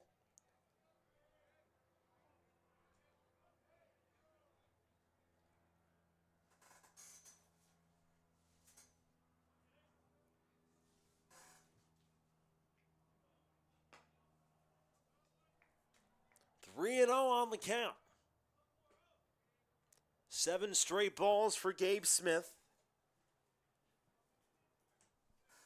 In danger of walking a second straight batter.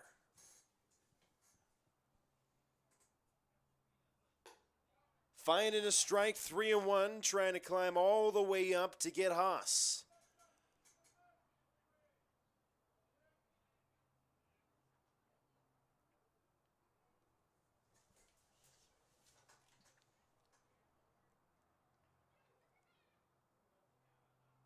Three and 1 to a 3 and 2. Great job by Smith to work back into this count after giving up that leadoff walk.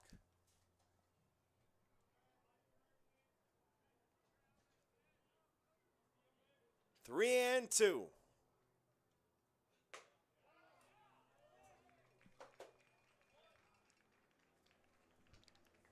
It's going to be a 6-pitch walk.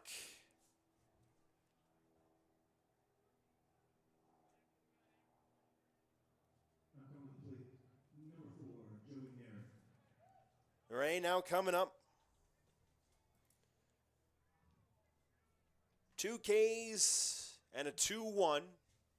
Basically a swinging bunt thrown out by McGee. Started off the Bottom of the 7th. Coming up with first and second, nobody out here in the 9th. Excuse me, bottom of the 8th that's fouled back.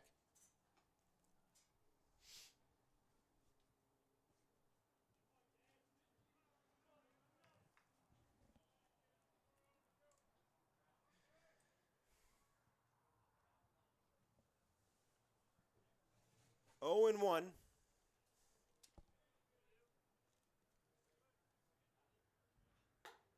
One and 1.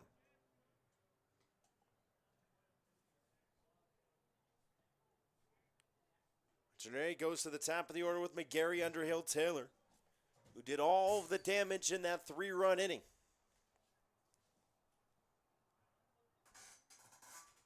One and 1. Yes, he did. 1 and 2. Smith has struggled in these 1-2 counts.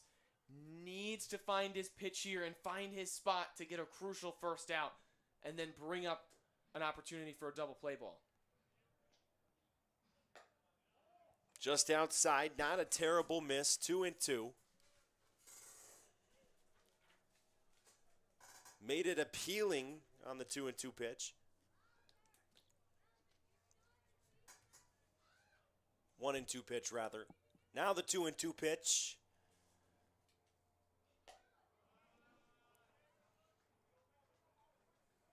To a 3 and 2. 2 back-to-back misses on that outside part of the plate. Smith just needs to pull the ball in a little bit more.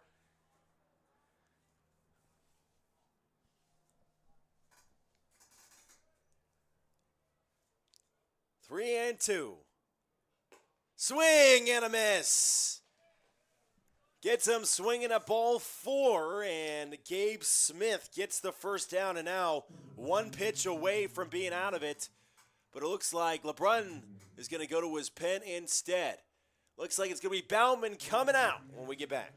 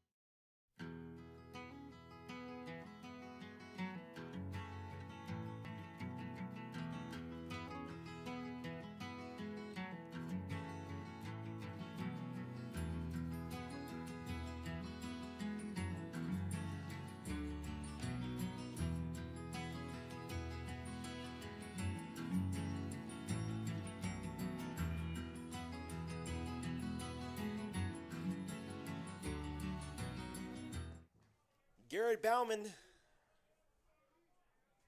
freshly committing to Angelo State, stepping onto the bump. Big situation with 1 out after a Gabe Smith strikeout. Underway to the top of the order we go. McGarry a single, couple of walks on this day, 1 for 2. 2 low, ball 1. Bauman pitched yesterday against the River Chinooks, but now in a big spot here, came in when the game was out of reach for Chugiak. And now a big spot with just 1 out and 2 on. Ball lands in there for a strike.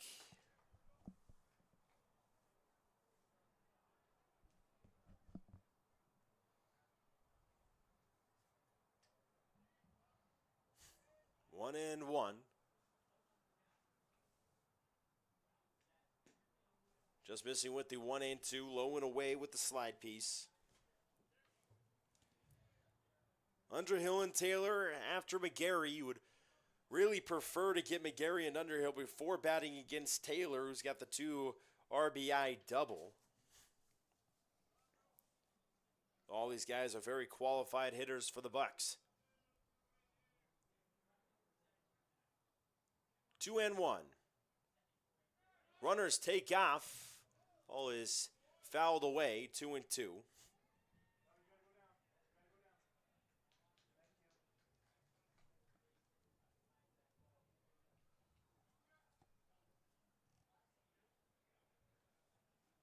Big pitch coming up from Garrett Bauman.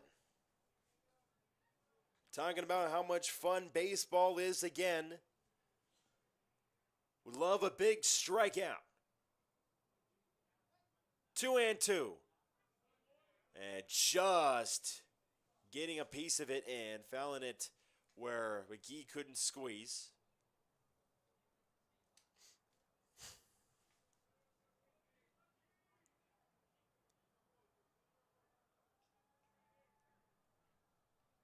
Trying a second time with the 2 and 2. The offering from Bauman. Swing and a miss. Big time K for Garrett Bauman.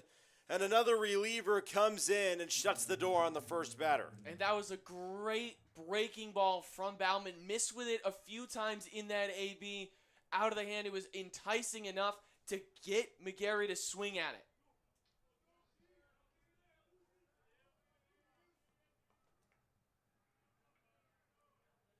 Runners still at first and second with 2 away now. Underhill takes ball 1, righty on lefty.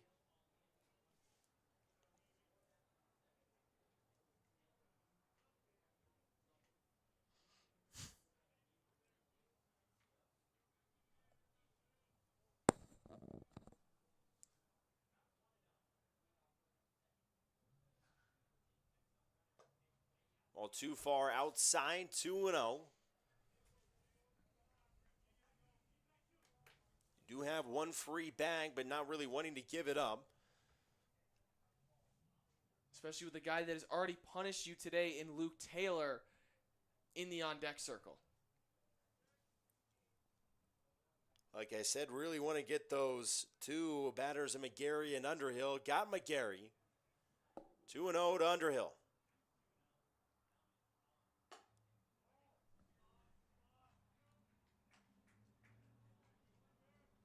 Three and 0 now.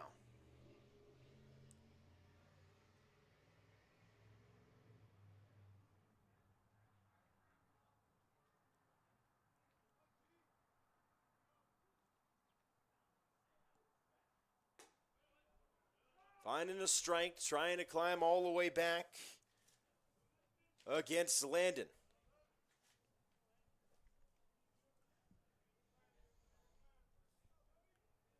One for 3 with a walk today. Trying to come in clutch for Anchorage and get some insurance before heading into the 9th. And we'll take a walk and bring up Luke Taylor.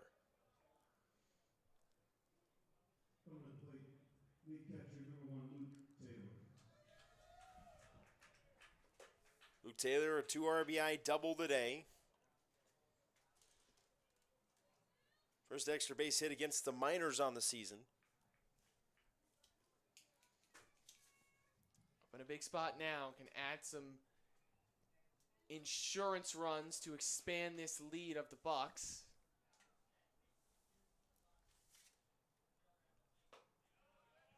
Offering in there. Strike one.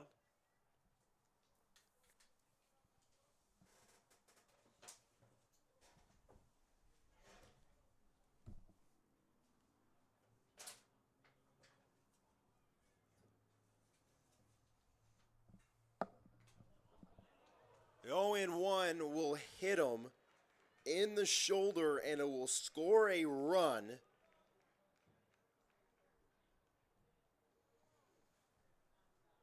To make it a 4-2 game. Yeah, fastball just ran a little too far inside on Taylor, caught him in the shoulder, and not the pitch you want if you're Garrett Bauman to force in that fourth run.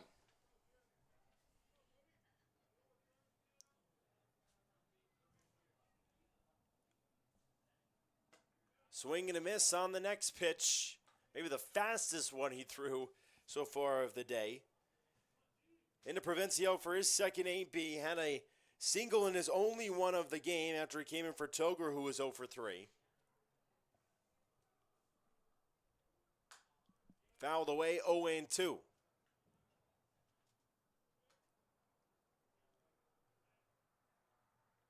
Bucs did not score for 6 innings, scored 3 in the bottom of the 7th, 1 in the bottom of the 8th, and lead the game 4-2.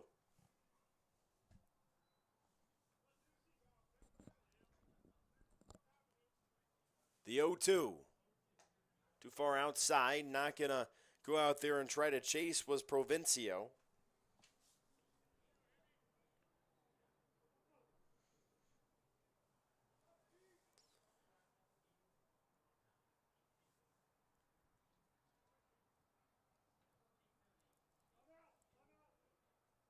A time is going to be called for Provencio before this next pitch. Bauman not happy about it on the mound. He'll go right at Provencio with this pitch. 1-2. Bases are juiced. 2 outs. Bauman right back to him. And he's going to walk it over to Eberhard. And that will do it for the bottom of the 8th. 1 run comes across. 4-2 game. Top of the 9th.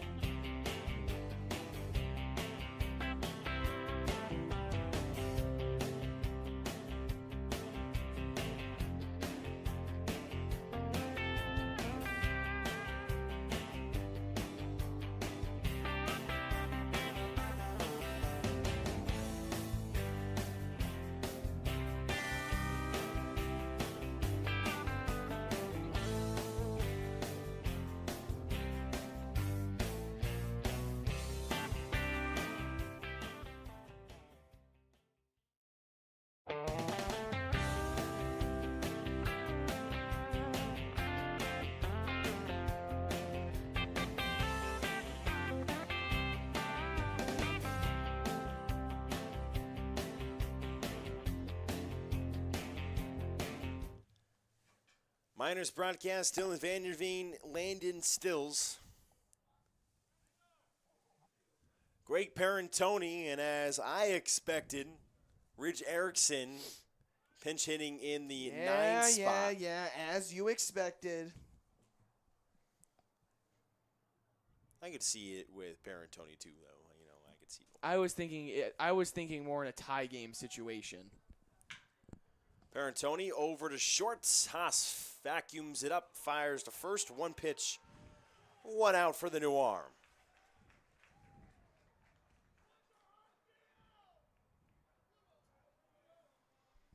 Erickson. Pinch hitting for the Matthew Miners, number 6, Ridge Erickson.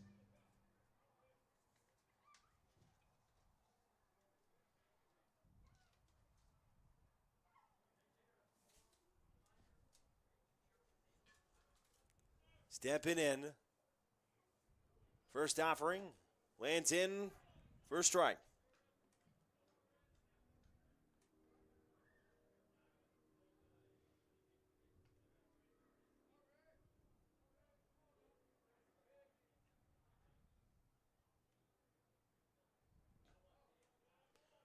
One to a 1-1.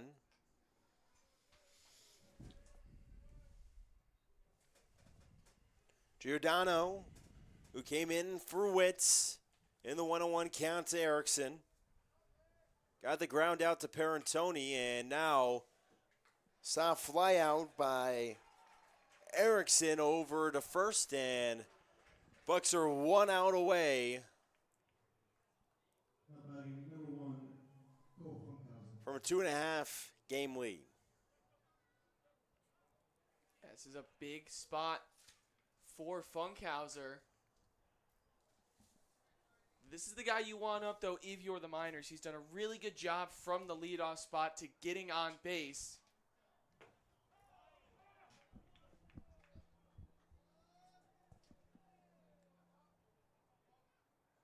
But the new pitcher in Giordano has a fastball that tops out at around 97 miles per hour. Giordano finds an 0-2 count. 1 strike away. Giordano set. And now ready against Funkhauser. 0-2. Fouled away. Central Missouri Mules staying alive.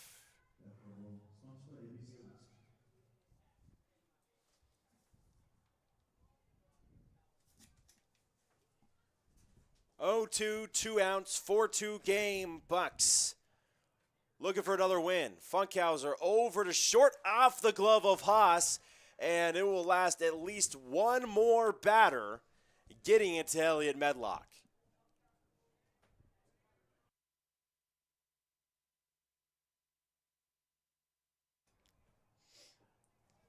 Big spot for Medlock, who's 0 for 4 today.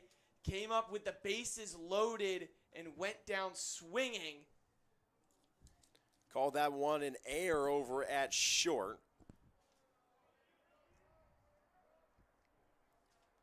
If Medlock can keep the inning alive, Carter Geffrey is up. Over to short. This time he fields it cleanly. Fired over to first. And grounded out in the game was Medlock. Bucs will win this one 4-2 over the Miners. They take a 2.5 game lead.